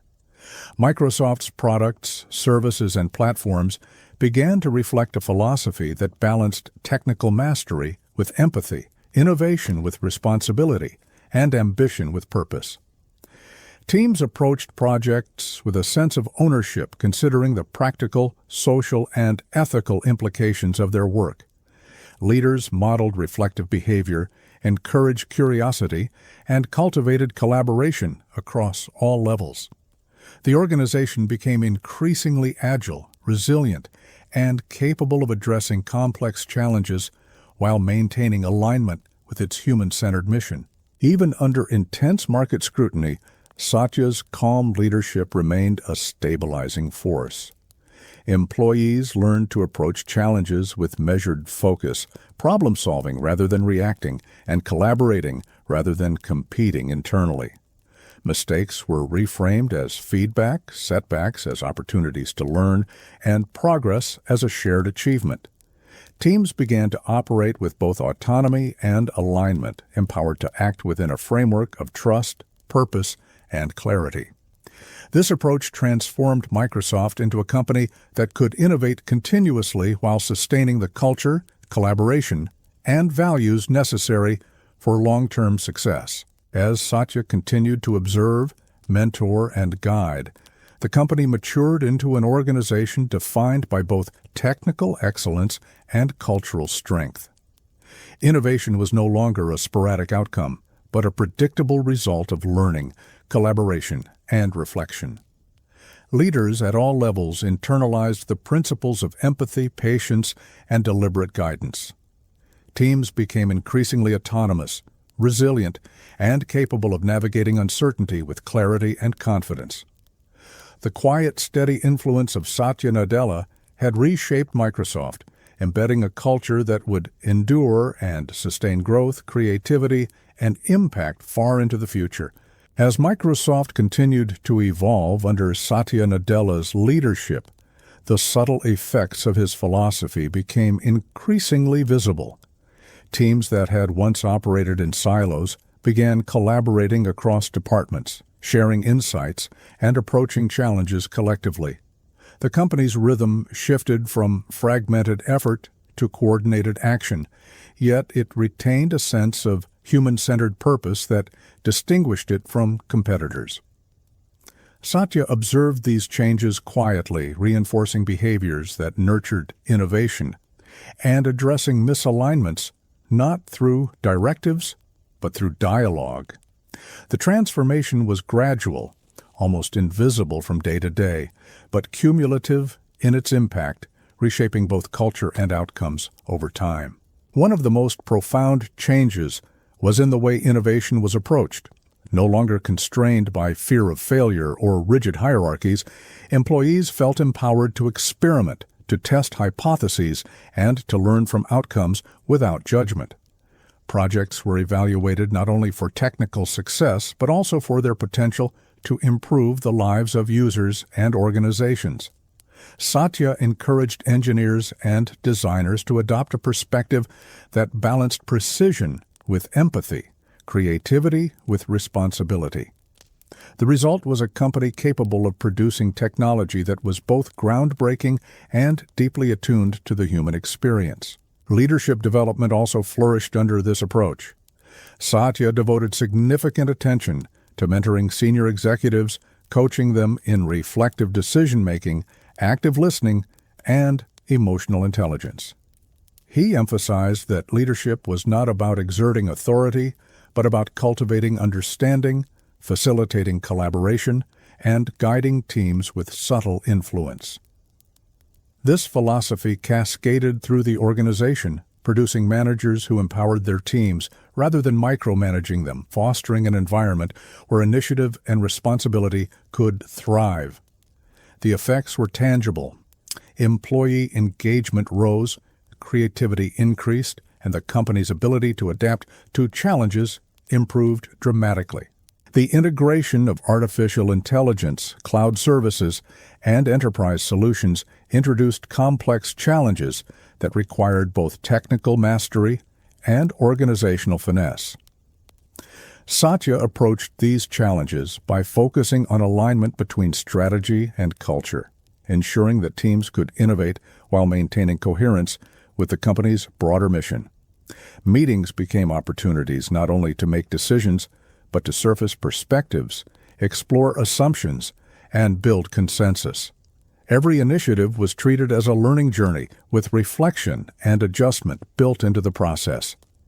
This careful balance of freedom and guidance allowed Microsoft to push technological boundaries while remaining grounded in its values. Satya's attention to detail extended to every level of the organization. He was deeply observant of interpersonal dynamics, workflow patterns, and the subtleties of communication. In doing so, he could identify friction points, latent conflicts, and opportunities for collaboration before they escalated. Interventions were precise and often subtle, creating alignment without disrupting autonomy. Teams began to internalize these practices, learning to self-regulate, to collaborate effectively, and to approach problems with a balance of creativity and discipline. The culture of reflection and learning had become self-sustaining, growing stronger as it was practiced across projects, departments, and geographies. Even in moments of intense pressure, Satya maintained a calm presence that served as a stabilizing force for the organization. Market shifts, competitive threats, and rapid technological change were met with steady, thoughtful analysis rather than reactive urgency. Teams responded in kind, approaching problems methodically, leveraging collective insight, and iterating intelligently. Mistakes were reframed as opportunities, challenges as invitations to learn, and progress as a shared achievement. The organization had developed a rhythm of resilience and adaptability, capable of sustaining innovation while preserving coherence and purpose. The human dimension of leadership remained central to Satya's approach. He continued to engage personally with employees, listening to their perspectives, mentoring them, and observing dynamics that no report or metric could capture. These interactions informed strategic decisions, reinforced cultural priorities, and nurtured a sense of belonging across the company. Satya recognized that technological achievement alone was insufficient. The company's success depended equally on the growth, engagement, and well-being of the people who powered it. This commitment to humanity, embedded in every decision and interaction, became a defining feature of Microsoft's transformation. Innovation, under Satya's guidance, began to extend beyond technology into processes, collaboration, and organizational design. Teams were encouraged to explore new ways of working, to challenge assumptions, and to integrate insights from diverse perspectives. Cross-functional initiatives became standard, blending technical expertise with creative problem-solving, ethical considerations, and user-focused design. Employees learned to operate with both autonomy and alignment, contributing to solutions that were technically excellent, socially responsible, and strategically aligned. The organization's capacity for sustained innovation had become a function of culture as much as technical skill. As the company expanded globally, Satya's approach to leadership and culture ensured that growth did not dilute core values. New offices, teams, and projects were introduced with an emphasis on empathy, alignment, and learning. Managers were coached to maintain reflective, human-centered practices even under rapid expansion. The organization's ability to scale was rooted not in rigid processes, but in a shared mindset of curiosity, collaboration, and thoughtful execution. This approach allowed Microsoft to maintain coherence across regions, cultures, and markets, while continuing to push technological boundaries. Throughout this period, Satya's personal philosophy continued to shape organizational decisions. Lessons learned from his upbringing, his family, and his own reflective practices informed the way he approached challenges, mentorship, and culture building. Patience, empathy, and curiosity were embedded into every layer of the company, guiding interactions, shaping projects, and influencing strategic choices. Teams learned to value long-term understanding over short-term results, collective success over individual recognition, and thoughtful experimentation over hasty execution. Microsoft had become a living system, capable of evolving dynamically while preserving the human-centered principles that Satya had established. By the midpoint of this chapter in the company's journey, the results were evident not only in product innovation, but in organizational health. Collaboration, learning, and resilience were now habitual, embedded in daily work rather than dependent on directives. Teams demonstrated initiative, shared responsibility, and a capacity for thoughtful problem-solving that reflected the culture Satya had nurtured. Leadership was distributed, influence was exercised through empathy and insight, and innovation had become a predictable outcome of deliberate practice. The organization had achieved a new equilibrium, one in which culture and technology reinforced one another in a continuous cycle of improvement. Even as new technologies and market opportunities emerged, the company maintained the balance that Satya had cultivated. Strategic initiatives were ambitious yet grounded, bold yet carefully aligned with both human-centered and technical objectives. Employees approached challenges with confidence, curiosity, and a sense of shared purpose. Mistakes were leveraged for learning, successes were amplified through collaboration, and insights were disseminated widely to enhance collective knowledge. Microsoft had become a company capable of sustaining growth, innovation, and culture simultaneously, a reflection of Satya Nadella's quiet, deliberate influence at every level. The subtle power of Satya's leadership continued to manifest in unexpected ways. Teams that had previously struggled with coordination began to function as cohesive units, blending expertise, creativity, and reflection.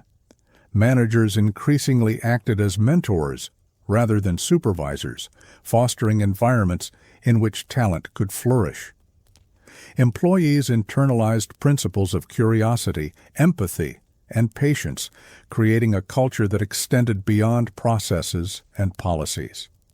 The company's capacity to navigate complexity, adapt to change, and innovate continuously had been transformed, rooted in the deliberate, human-centered leadership that Satya had cultivated over years of consistent practice. As Satya Nadella guided Microsoft through its ongoing transformation, he increasingly recognized that the company's future depended not only on technology, but on mindset.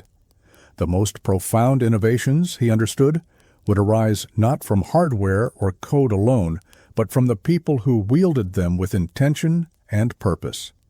Leadership, in this light, was less about directives and more about creating conditions for learning, curiosity, and collective intelligence to flourish.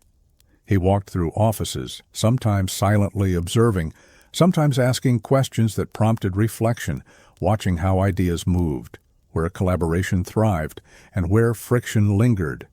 Every interaction was a source of insight, reinforcing the delicate balance between autonomy and alignment that would define the company's culture. Satya's approach to decision-making had evolved into a deliberate rhythm of observation, analysis, and consultation. He avoided the temptation of making choices solely based on hierarchy or authority, instead relying on dialogue, evidence, and reflection.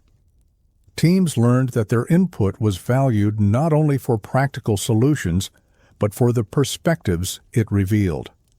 This created a sense of psychological safety, where employees felt empowered to express doubts, challenge assumptions, and explore possibilities without fear of judgment.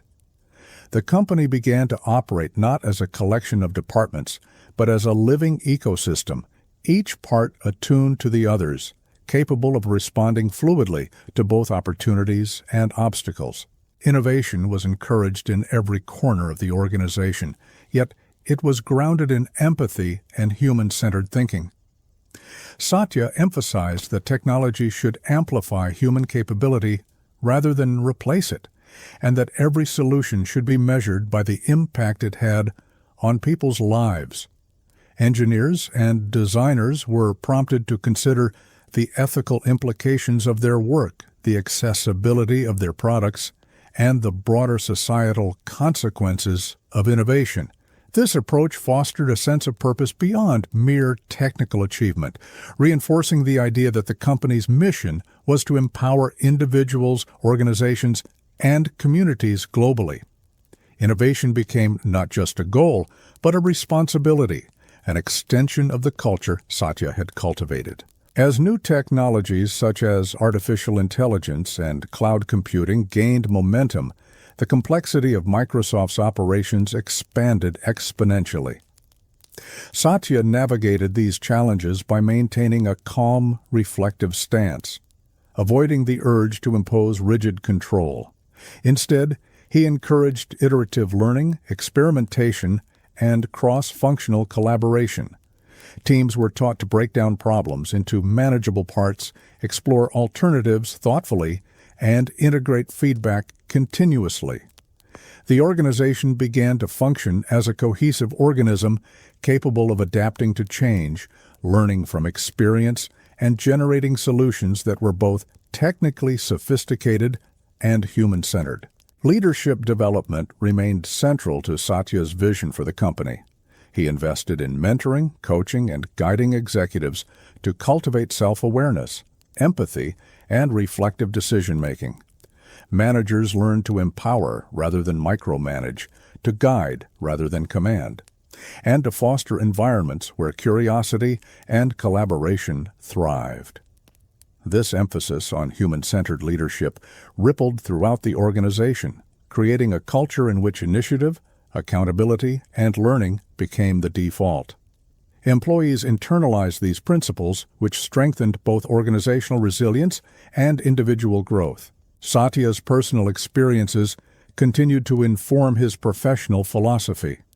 Raising a child with special needs had reinforced patience, adaptability, and empathy, which translated seamlessly into his approach to leadership.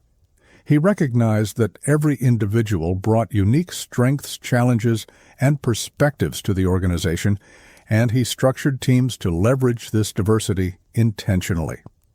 Meetings, projects, and strategies were designed not only for efficiency, but to honor the potential of the people involved. By valuing individuals as much as outcomes, Satya created a company capable of sustained innovation, collaboration, and ethical decision-making. Even under the pressure of global competition, Satya maintained a deliberate pace. Market fluctuations, technological disruption, and external expectations were addressed with careful analysis, reflection, and strategic foresight.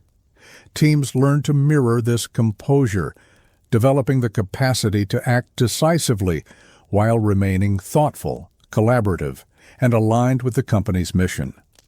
The culture of measured, human-centered decision-making had become self-reinforcing, allowing the organization to scale its influence and innovation without compromising its principles. Cross-functional collaboration became a hallmark of Satya's Microsoft. Engineers, designers, and strategists were encouraged to work together, integrating perspectives and expertise across disciplines. Silos that had once constrained creativity were dismantled, replaced by networks of shared knowledge and co-created solutions. Employees felt empowered to take initiative, contribute insights, and engage with problems holistically. The result was a company capable of tackling increasingly complex challenges, developing products that were technically sound, socially responsible, and aligned with the needs of a global user base. The adoption of cloud platforms and AI-driven services further illustrated the power of Satya's leadership philosophy. Teams were encouraged to experiment boldly, iterate rapidly, and consider both technical performance and user experience. Satya emphasized that innovation should be pursued responsibly, balancing ambition with reflection, speed with diligence, and creativity with ethics. Employees internalized these principles, making decisions that were thoughtful, informed, and aligned with the company's broader mission. Microsoft began to operate with a rhythm that blended agility, innovation, and intentionality, creating a culture in which learning and growth were continuous. Satya's influence extended to organizational resilience as well. He cultivated structures that allowed the company to absorb setbacks, adapt to change, and capitalize on emerging opportunities. Employees were trained to view mistakes not as failures, but as data, to approach challenges with curiosity, and to engage in problem-solving with collaboration and reflection. Leadership decisions were informed not only by data and strategy, but by a deep understanding of human dynamics. This combination of technical mastery and cultural intentionality created an organization capable of sustaining growth, innovation, and adaptability over the long term. The human-centered philosophy that Satya had championed permeated every level of the organization. Teams were aligned not just on goals, but on values, collaboration, and purpose. Managers acted as mentors, guiding, empowering, and modeling reflective behavior. Employees embraced a culture of learning, experimentation, and empathy, contributing to an ecosystem where innovation thrived naturally. The company had evolved into an organization capable of balancing technical complexity with human insight, strategic ambition with ethical responsibility, and rapid growth with cultural cohesion. Satya's quiet influence was visible in the patterns of work, the tone of meetings, and the interactions across the company. He had cultivated an environment in which reflection, curiosity, and empathy were not just encouraged, but embedded into daily practice. Teams learned to anticipate challenges, navigate uncertainty, and generate solutions collaboratively. Leadership became distributed. Influence was exercised through understanding rather than authority, and innovation emerged predictably from the interplay of culture, intellect, and human connection. Microsoft had become a company that thrived in complexity, grounded in the principles Satya had nurtured with patience and intentionality. The subtle changes Satya Nadella had introduced began to manifest in increasingly tangible ways across Microsoft. Projects that had once struggled with coordination now moved fluidly, with teams anticipating needs, sharing knowledge proactively, and collaborating without the need for rigid oversight. The organization had learned to operate as a single, cohesive entity, capable of responding to challenges with agility and thoughtfulness. Satya observed these shifts quietly, noting that real transformation was never instantaneous. It was a series of deliberate, cumulative actions sustained over time by consistent attention and reflection. Each small improvement compounded into a larger sense of momentum, an invisible force that carried the company toward new horizons. The culture of curiosity and learning permeated every layer of the company. Employees felt empowered to explore ideas, question assumptions, and experiment without fear of failure. Failures were reframed as opportunities for insight, and successes were celebrated as collective achievements rather than individual accolades.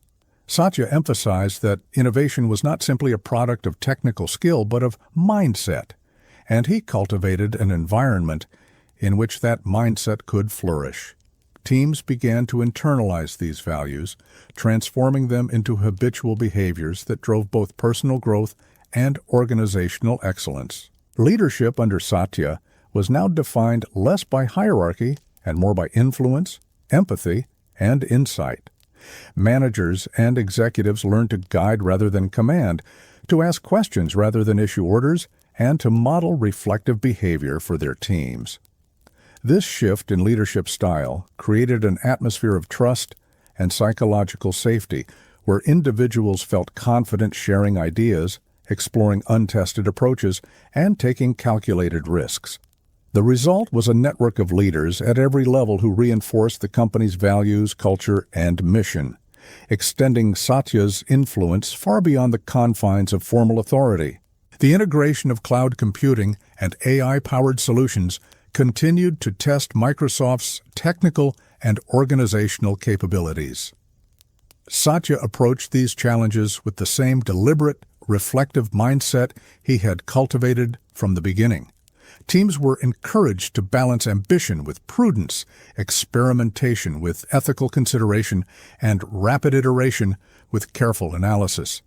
Projects were assessed not only for technical success, but for societal impact, accessibility, and user experience. This approach ensured that innovation remained grounded in human-centered principles, even as it pushed the boundaries of what technology could achieve. Cross-functional collaboration became the hallmark of Microsoft's approach under Satya. Engineers, designers, strategists, and marketers worked together in ways that were unprecedented in scale and integration.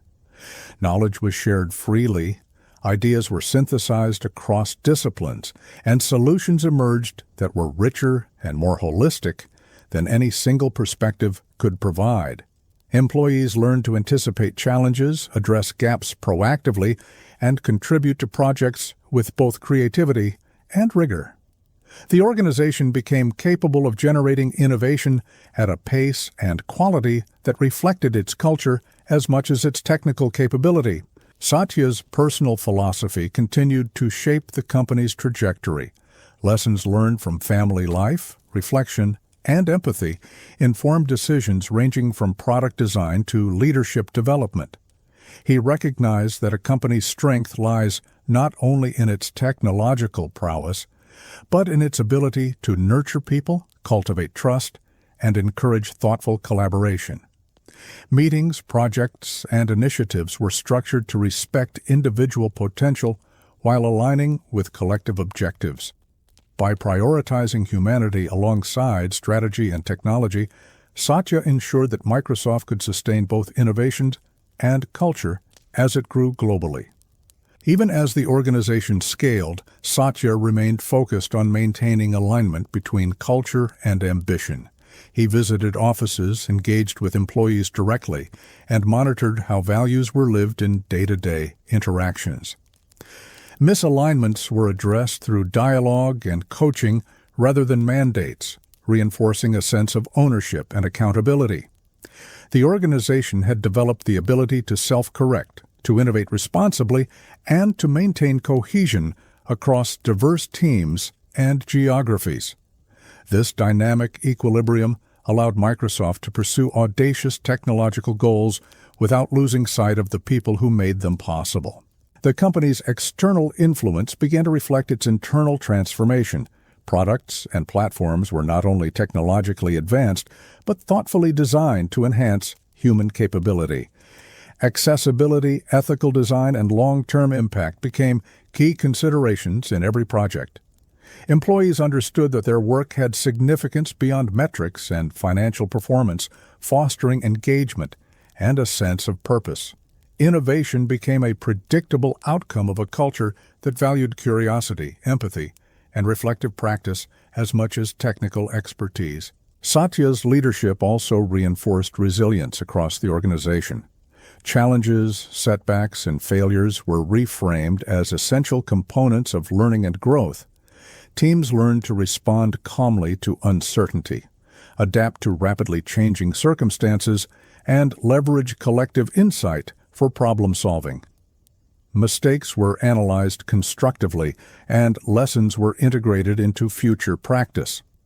The company had developed the capacity to sustain innovation under pressure, maintaining both focus and flexibility in the face of complexity. By this stage, Microsoft had become a model of how culture and technology could co-evolve. Leadership, learning, and collaboration were embedded into daily practices, creating an ecosystem capable of sustaining continuous growth and innovation. Satya's quiet influence shaped behaviors, decisions, and organizational rhythms in ways that were invisible on a day-to-day basis, but profound over the long term.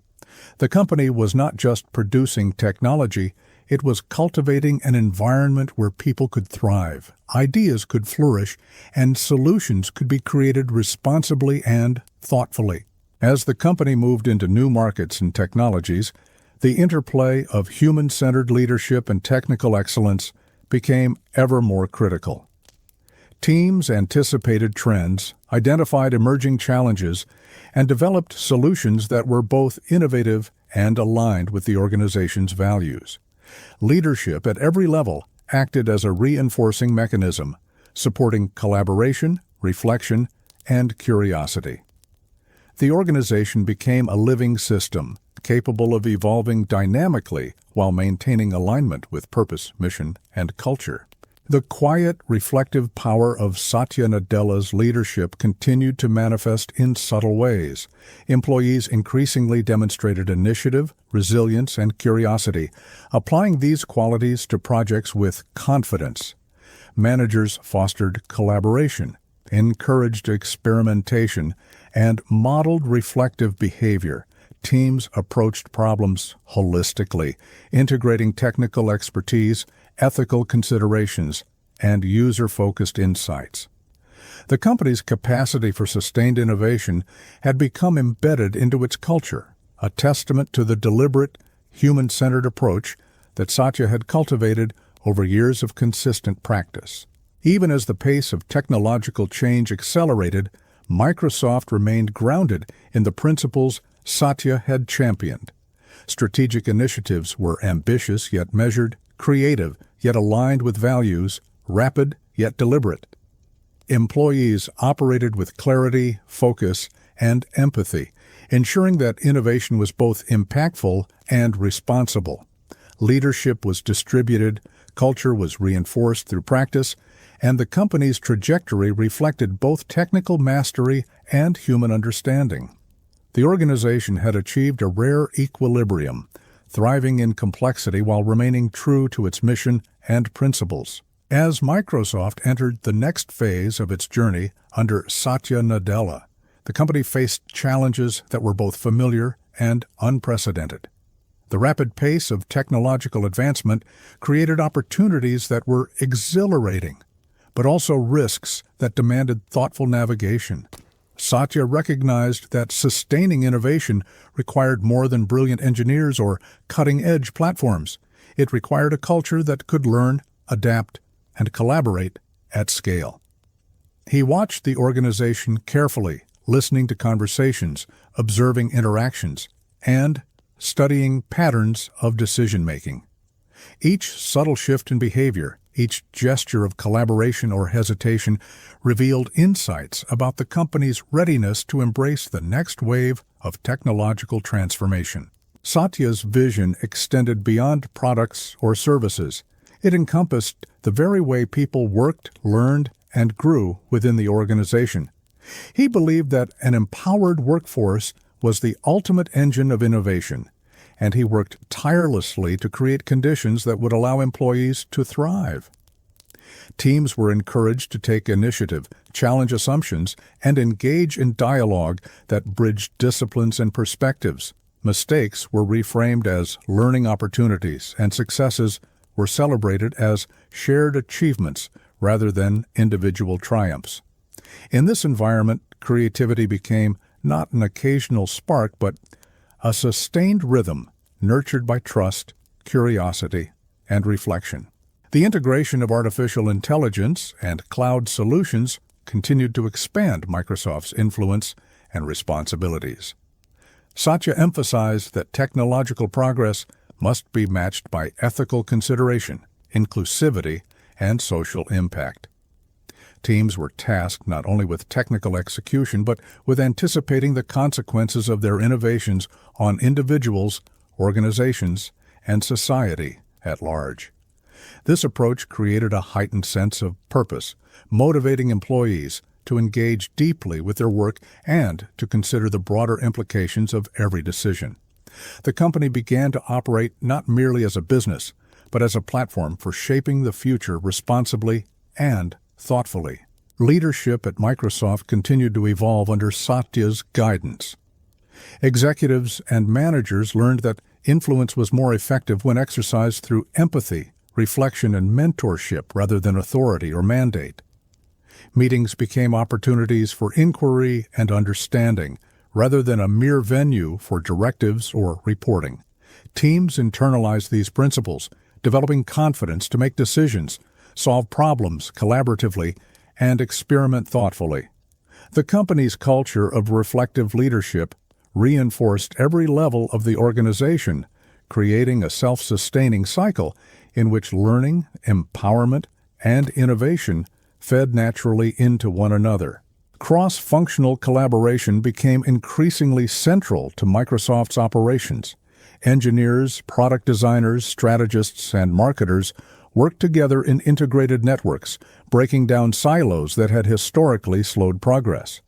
Knowledge was shared freely, insights were synthesized across disciplines, and complex problems were approached holistically. Employees learned to anticipate dependencies, communicate effectively, and align efforts toward common goals.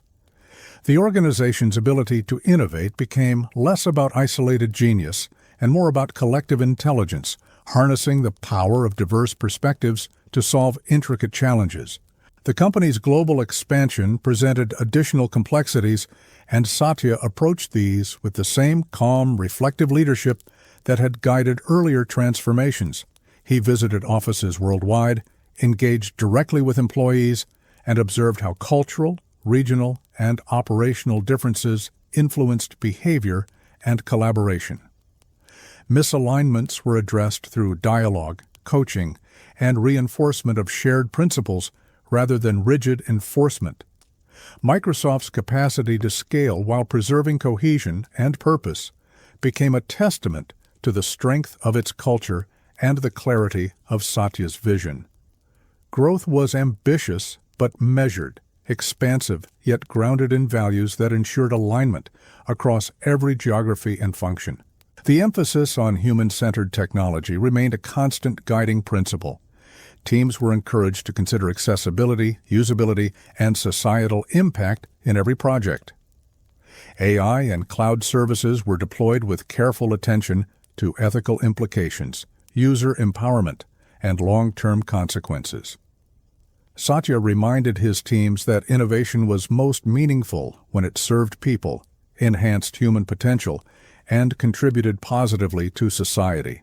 This perspective infused every layer of the organization with purpose, ensuring that technical achievement and social responsibility progressed hand in hand. Even under the pressures of global competition and technological disruption, Satya maintained a deliberate and thoughtful pace. Strategic decisions were approached with reflection, analysis, and consultation, allowing the organization to respond to change intelligently rather than reactively. Teams mirrored this approach, developing the ability to navigate uncertainty with confidence, creativity, and resilience. The culture of patience, inquiry, and collaboration had become embedded, allowing Microsoft to innovate continuously while maintaining alignment with its mission, values, and people. Leadership development continued to flourish under Satya's philosophy. Mentoring programs, coaching sessions, and executive guidance emphasized empathy, reflection, and human-centered decision-making. Managers were encouraged to nurture talent, empower initiative, and model the reflective behaviors that define the company's culture. The organization learned to self-regulate, to adapt, and to innovate responsibly, creating an ecosystem in which learning and growth were constant. Employees increasingly demonstrated initiative, resilience, and curiosity, integrating these qualities into projects and decisions across the enterprise. The company's approach to collaboration evolved alongside technological expansion. Networks of expertise formed naturally, connecting individuals across roles, disciplines, and regions. Employees learned to anticipate challenges, integrate perspectives, and develop solutions collaboratively. Projects became opportunities to explore, learn, and contribute meaningfully, fostering engagement and ownership at every level. The organization's ability to function as an adaptive, intelligent system reflected the cumulative impact of Satya's leadership philosophy on both culture and practice. As the organization matured, Satya's emphasis on reflection and human-centered leadership continued to guide every decision. Teams were trained to balance speed with deliberation, ambition with empathy, and experimentation with ethical consideration. Meetings, projects, and initiatives were approached as opportunities for learning, collaboration, and impact. This approach reinforced alignment between strategy, culture, and execution, creating a company capable of sustaining growth, innovation, and responsibility simultaneously. Microsoft had become an organization defined not only by its products, but by the mindset, values, and practices embedded into its very fabric. The integration of AI, cloud platforms, and enterprise solutions continued to challenge teams, yet Satya's approach allowed them to navigate complexity effectively. Employees were empowered to explore, iterate, and learn from outcomes, while leadership provided guidance and perspective without constraining creativity. The organization became adept at identifying opportunities, addressing gaps, and leveraging collective insight to achieve outcomes that were both technically robust and socially responsible. Innovation had become a rhythm rather than an exception, embedded in the daily work of people across the company. Even as external pressures intensified, Satya's calm and deliberate influence stabilized the organization. Employees approached challenges thoughtfully, collaborated freely, and balanced ambition with purpose. Mistakes were used as learning experiences, successes were shared and amplified, and insights were disseminated to enhance organizational knowledge. The company operated as a cohesive system capable of sustaining innovation while preserving culture, purpose, and human-centered principles. Microsoft had evolved into an organization capable of enduring and thriving amidst uncertainty, guided by the quiet yet powerful leadership of Satya Nadella. The momentum that Microsoft had built under Satya Nadella continued to deepen, touching every aspect of the company's operations. Teams that had once struggled with fragmented communication now functioned as integrated networks, sharing knowledge, anticipating challenges, and acting in concert. Satya observed these changes quietly, noting that the most powerful transformations often unfold subtly through consistent practice and attention rather than dramatic announcements. The culture he had cultivated allowed employees to navigate complexity, innovate responsibly, and maintain alignment with the company's values and mission. Each small adjustment, each collaborative breakthrough, contributed to an evolving rhythm that permeated the organization. Innovation was no longer a sporadic occurrence, but a sustained pattern embedded into daily work. Employees approached challenges with curiosity and empathy, balancing technical skill with human-centered thinking. Failures were analyzed constructively, successes were celebrated collectively, and every outcome was viewed as an opportunity to learn. Satya reinforced that technology alone was insufficient. The most meaningful impact emerged when technical excellence was paired with ethical responsibility and societal awareness. This mindset transformed how projects were conceived, executed, and refined, creating a consistent standard of thoughtful innovation across the company. Leadership practices evolved alongside technological and cultural growth. Managers and executives were trained to lead with empathy, reflection, and influence rather than authority. Decision-making became an iterative, consultative process, fostering trust and psychological safety. Employees felt confident contributing ideas, taking initiative, and engaging in collaborative problem-solving. This distributed leadership model amplified Satya's influence, ensuring that the company's values and principles were lived consistently, even as the organization scaled globally. The integration of artificial intelligence and cloud-based solutions challenged the company to maintain both agility and alignment. Satya encouraged teams to experiment boldly, iterate responsibly, and consider the broader impact of their work. Products were evaluated not only for performance but for accessibility, ethical integrity, and user empowerment. This approach elevated Microsoft's impact, allowing the company to innovate in ways that were simultaneously technically advanced and socially meaningful. Teams internalized this philosophy, approaching every problem as an opportunity to create value for both users and society. Cross-functional collaboration reached new heights during this phase of transformation. Engineers, designers, strategists, and product managers worked together in deeply integrated ways, breaking down silos that had historically constrained progress. Knowledge flowed freely, ideas were synthesized across disciplines, and solutions were richer for the diverse perspectives involved. Employees developed the ability to anticipate challenges, identify gaps, and contribute strategically across projects. The organization's capability to generate high-quality, innovative solutions became a direct reflection of the culture Satya had nurtured, where curiosity, collaboration, and reflection were inseparable from technical execution. Satya's personal philosophy continued to inform every strategic and cultural decision. Lessons from family, reflection, and lived experience guided how teams were structured, projects were prioritized, and challenges were addressed. He emphasized patience, empathy, and thoughtful observation as essential skills for both leaders and teams. By valuing individuals as much as outcomes, Satya created an environment where people could take risks, explore ideas, and grow while remaining aligned with collective objectives. Microsoft's sustained innovation became inseparable from the humanity embedded in its culture.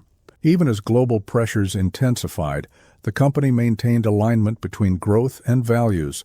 Satya monitored the organization, visiting offices, engaging with teams, and observing how culture was lived in practice.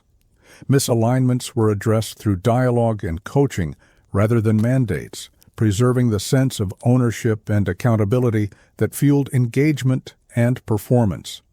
The organization learned to self-correct, adapt, and innovate continuously while remaining true to its principles. This ability to scale responsibly became a defining feature of Microsoft's evolution under Satya's guidance. The human-centered approach extended deeply into technology development. Teams were tasked to consider not just functionality, but impact on users, society, and the broader ecosystem. AI, cloud computing, and enterprise solutions were designed with a lens of ethics, accessibility, and empowerment. Satya consistently reinforced that innovation should enhance human potential and contribute positively to society. This principle became a guiding metric for success, influencing decisions, shaping priorities, and aligning technical excellence with social responsibility. Leadership development remained a cornerstone of the transformation. Executives and managers learned to mentor, guide, and empower rather than control. The organization embraced distributed leadership with individuals at all levels, contributing insights, challenging assumptions, and driving projects collaboratively. Employees internalized principles of reflective leadership, curiosity, and empathy, applying them in daily interactions and strategic initiatives. The result was a company capable of sustaining innovation, resilience, and cultural integrity simultaneously. The interplay of culture, technology, and leadership created a self-reinforcing cycle. Teams operated with autonomy, collaboration, and alignment, producing outcomes that were innovative, responsible, and impactful. Lessons from successes and failures were continuously integrated into practice, reinforcing the organization's capacity for learning and growth. Employees approached challenges with confidence, curiosity, and thoughtfulness, while managers provided guidance that was both supportive and strategic. Microsoft had evolved into an organization that could navigate complexity, seize opportunities, and maintain coherence in purpose and values. Even as the pace of technological change accelerated, The company maintained composure, focus, and alignment. Strategic initiatives were ambitious yet grounded, innovative yet responsible, fast-moving yet reflective. Teams approached each project holistically, integrating technical expertise, ethical awareness, and user-centered thinking. Leadership reinforced these principles consistently, creating a shared mindset that permeated every level of the organization. The culture, once fragile, had matured into a resilient ecosystem capable of sustaining growth, creativity, and impact. The quiet, deliberate influence of Satya Nadella continued to manifest across the company. Employees demonstrated initiative, collaboration, and curiosity, approaching challenges with both confidence and humility. Managers empowered rather than directed, mentors guided rather than commanded, and teams learned to operate with alignment and autonomy. Mistakes were reframed as lessons, successes celebrated collectively, and learning became an embedded practice. Microsoft had transformed into a company that could sustain innovation while preserving its culture, values, and human-centered mission. As Microsoft entered yet another phase of its journey under Satya Nadella, the company faced an environment that was both familiar and radically transformed. Global competition, technological disruption, and shifting user expectations created pressures that demanded adaptability, foresight, and resilience. Satya had long understood that navigating these forces required more than technical innovation. It required a culture capable of learning, collaborating, and responding with insight. He observed the organization quietly, noting where ideas flowed naturally, where bottlenecks persisted, and where employees demonstrated initiative or hesitation. Every observation offered insight, not just into projects, but into the evolving capacity of the company to sustain its mission and values. The transformation of Microsoft under Satya's leadership had taken years of deliberate effort, and its effects were now evident across the organization. Teams worked in integrated networks, sharing knowledge, anticipating challenges, and taking ownership of outcomes.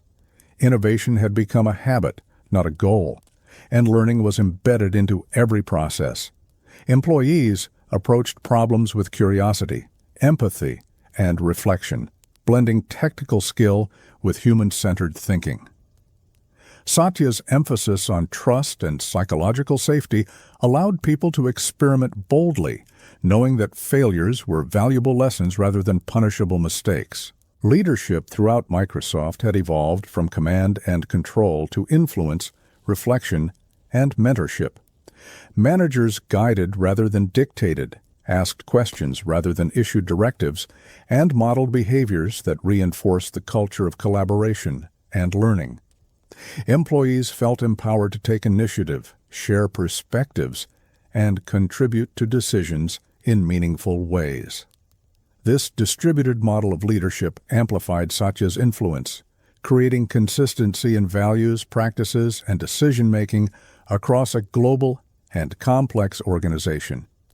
The organization had become a living system where culture, leadership, and innovation reinforced one another continuously. The integration of artificial intelligence, cloud computing, and enterprise solutions posed both opportunities and challenges. Satya emphasized that every technological advancement must be approached with ethical consideration, societal awareness, and human-centered design. Teams were tasked with not only technical execution but also anticipating the impact of their work on users, communities, and society at large. This approach imbued a sense of purpose into every project, motivating employees to engage deeply, think critically, and act responsibly. Microsoft had become a company that measured success not just in performance metrics, but in the meaningful impact of its work. Cross-functional collaboration remained at the core of Microsoft's success. Engineers, designers, strategists, and product managers worked together in ways that had been impossible in earlier years. Silos were dismantled, knowledge flowed freely, and ideas were synthesized across disciplines to create holistic solutions. Teams learned to anticipate dependencies, address gaps proactively, and contribute with both creativity and rigor. The organization's capacity to generate innovation consistently was now a reflection of its culture, an ecosystem where curiosity, empathy, and reflection were inseparable from technical execution. Satya's personal experiences continued to shape his approach to leadership and organizational culture. Lessons drawn from family life, personal reflection, and empathy informed decisions ranging from strategic priorities to day-to-day management practices. He understood that people were the foundation of sustained innovation, and he structured the organization to honor individual strengths while aligning efforts with collective objectives. Meetings, initiatives, and projects were designed to nurture autonomy, creativity, and collaboration. By valuing the human dimension as much as the technical, Satya created a company capable of innovation that was both rapid and responsible. The company's global scale introduced additional complexity, but Satya approached it with calm deliberation. He traveled extensively, engaged with employees across offices, and studied how local cultures and operational practices influenced collaboration and productivity. Misalignments were addressed through coaching and dialogue, reinforcing principles rather than imposing rigid control. Teams learned to self-correct, adapt, and innovate while maintaining alignment with company values and objectives. This ability to scale with purpose became one of Microsoft's defining characteristics under Satya's leadership. Human-centered technology continued to guide every decision. AI, cloud platforms, and enterprise solutions were developed with careful attention to accessibility, ethical impact, and user empowerment. Satya reinforced that technology should amplify human potential, not diminish it, and every project was evaluated through this lens. Teams embraced these principles, ensuring that solutions were both technically sophisticated and socially responsible. This approach elevated the organization's work from mere execution to meaningful innovation, grounded in a sense of purpose that extended beyond products and profit. Leadership development remained central to the company's evolution. Executives and managers received coaching in empathy, reflection, and mentoring, while employees at all levels were encouraged to take initiative and contribute ideas. Distributed leadership became embedded, with influence exercised through guidance and collaboration rather than authority. The organization internalized these principles, creating a culture in which learning, experimentation, and reflection were habitual. Teams developed the capability to navigate complexity, innovate responsibly, and sustain alignment with company mission and values. The interplay between culture, technology, and leadership created a self-reinforcing cycle of growth and innovation. Teams operated with autonomy and alignment, producing outcomes that were both high quality and socially responsible. Lessons from mistakes were incorporated into practice, successes were amplified, and knowledge was shared continuously. Employees approached challenges with confidence, curiosity, and care, while managers supported growth and alignment. Microsoft had become an organization capable of sustaining innovation while preserving culture, demonstrating that deliberate attention to values and human-centered leadership could scale globally. Even as external pressures intensified, Satya's calm, deliberate guidance stabilized the organization. Teams developed the capacity to anticipate change, respond thoughtfully, and collaborate effectively. Innovation became predictable, grounded in practice, reflection, and shared principles. The company balanced ambition with responsibility, speed with deliberation, and creativity with ethical awareness. Culture, once fragile, had matured into a resilient ecosystem capable of sustaining excellence, collaboration, and human-centered innovation. The evolution of Microsoft under Satya Nadella continued to unfold with a quiet intensity, shaping not just the company's products, but its people, processes, and culture.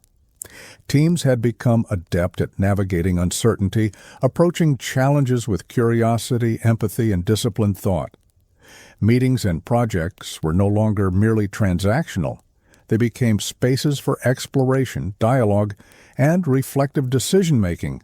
Employees learned to anticipate problems, propose solutions, and integrate feedback from across the organization. Satya observed these changes with calm attention, understanding that transformation at this scale was the result of countless small, deliberate actions repeated consistently over time.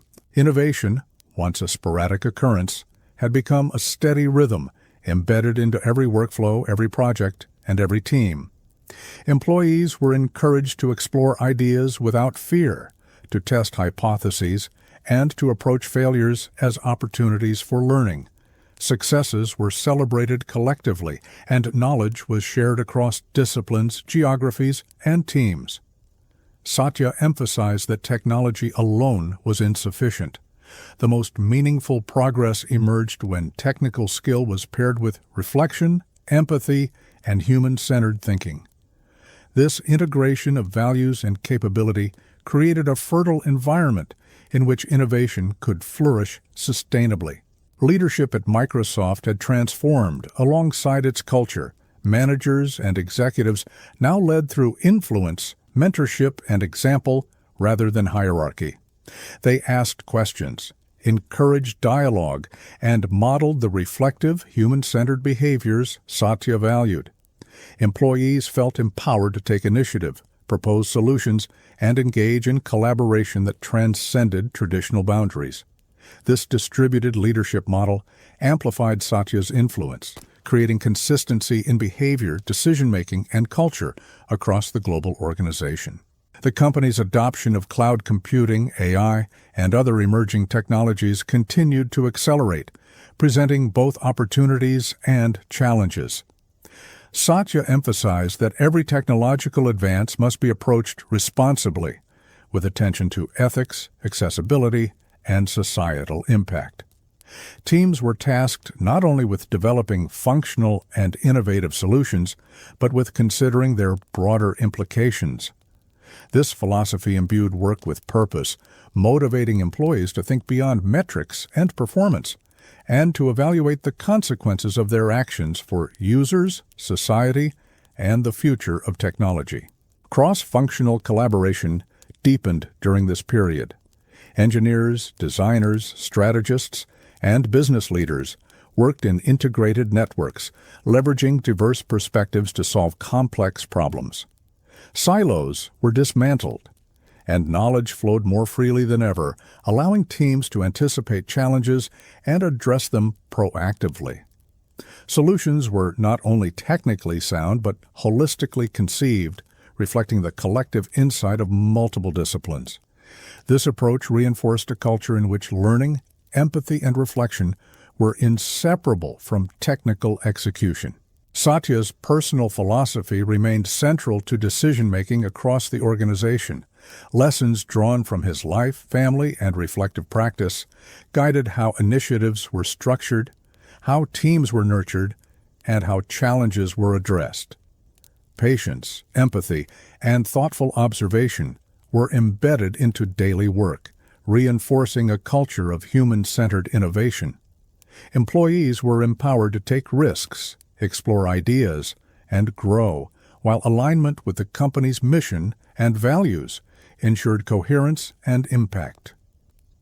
Microsoft had evolved into an organization where people and technology were intertwined in a deliberate, thoughtful, and sustainable ecosystem. Global expansion brought additional complexity, yet Satya approached it with calm deliberation. He visited international offices, engaged with employees, and observed how regional practices and cultural differences influenced collaboration and productivity. Misalignments were addressed through coaching, mentorship, and dialogue rather than top-down mandates, preserving ownership and accountability at every level. Teams learned to self-correct, innovate responsibly, and scale solutions while remaining aligned with core values. This ability to expand thoughtfully became a defining feature of Microsoft's organizational strength.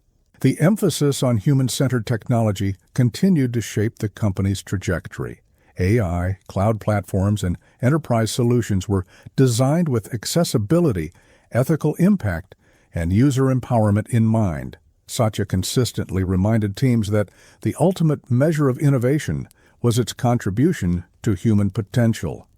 Employees approached projects with a sense of purpose that transcended performance metrics, aligning creativity with responsibility. This principle became ingrained in the organization's processes, decisions, and culture, ensuring that technical excellence served broader societal good. Leadership development remained a cornerstone of organizational growth. Executives and managers were trained to lead with empathy, reflection, and mentorship, while employees at all levels were encouraged to contribute ideas, take initiative, and solve problems collaboratively. Distributed leadership became habitual, with influence exercised through guidance, collaboration, and example rather than authority. The organization internalized these principles, creating a culture where reflection, experimentation, and learning were embedded into the fabric of daily work. Culture, technology, and leadership coalesced into a self-reinforcing cycle of growth and innovation. Teams operated with alignment, autonomy, and collaboration, generating solutions that were both high quality and socially responsible. Mistakes became opportunities for learning, and successes were amplified and disseminated across the company. Employees approached challenges with confidence, curiosity, and reflection, while managers provided consistent support and guidance. Microsoft had become a living system, capable of sustaining innovation, resilience, and alignment simultaneously. Even as external pressures intensified, Satya's calm and deliberate influence stabilized the organization. Teams developed the capacity to anticipate change, respond thoughtfully, and collaborate effectively. Innovation became habitual, grounded in reflection, culture, and shared principles. The company balanced ambition with responsibility, speed with deliberation, and creativity with ethical awareness. Culture, once fragile, had matured into a resilient ecosystem capable of sustaining excellence, collaboration, and human-centered innovation. Satya Nadella's journey through life and leadership was never marked by dramatic flourishes or sudden epiphanies. It unfolded quietly, steadily, in the rhythms of curiosity, reflection, and disciplined practice. From the sun-warmed streets of Hyderabad to the halls of Microsoft's global offices, his growth was measured not in accolades or headlines, but in the deep transformation of the people and organizations around him. Each decision he made, every principle he lived by, subtly reshaped the culture, creating an environment where innovation, empathy, and human-centered leadership could thrive. The world watched the results, yet few could trace the careful, almost imperceptible patterns that had led to such profound impact. He never sought recognition for himself. Satya's leadership was defined by an unwavering focus on clarity, alignment, and purpose rather than visibility or applause. He believed that the truest measure of success lay in the growth of those around him, the engineers, designers, and leaders who learned to navigate complexity with confidence, to experiment responsibly, and to act with empathy. In doing so, he transformed Microsoft from a powerful technology company into a living system, one capable of continuous adaptation, learning, and human-centered innovation. The quiet, deliberate choices he made rippled outward, creating a legacy that would endure far beyond any single product or project. His early years, spent observing the world with patience and curiosity, set the stage for the type of leadership he would later embody. Satya's childhood was a series of gentle, accumulations, hours of studying, thinking, and exploring ideas that seemed abstract or impractical to others. Yet it was in these quiet moments, away from the noise and expectation of the outside world, that the foundations of resilience, empathy, and reflective thought were laid. Those habits, cultivated in small increments over time, became the guiding principles of his professional life, shaping the culture of one of the world's largest and most influential companies. Throughout his career, Satya demonstrated that true leadership is as much about listening as it is about guiding. He listened to the patterns in data, the pulse of employees, the needs of customers, and the signals of a changing world. This attentiveness allowed him to anticipate challenges, identify opportunities, and act with both confidence and humility. Decisions were never rushed, and strategies were never imposed without consideration. By valuing understanding over authority, he cultivated trust at every level of the organization, ensuring that people felt empowered to contribute, innovate, and grow.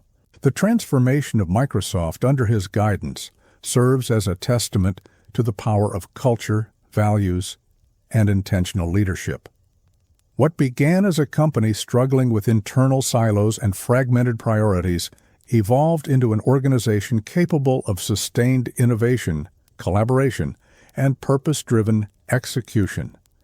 Teams learned to operate autonomously while remaining aligned with the company's mission. Leadership practices grounded in empathy and reflection became self-reinforcing, creating a company where people could thrive alongside technological advancement. Satya's philosophy proved that success is not only measured by financial performance or market influence, but by the ability to nurture a culture that endures, adapts, and elevates.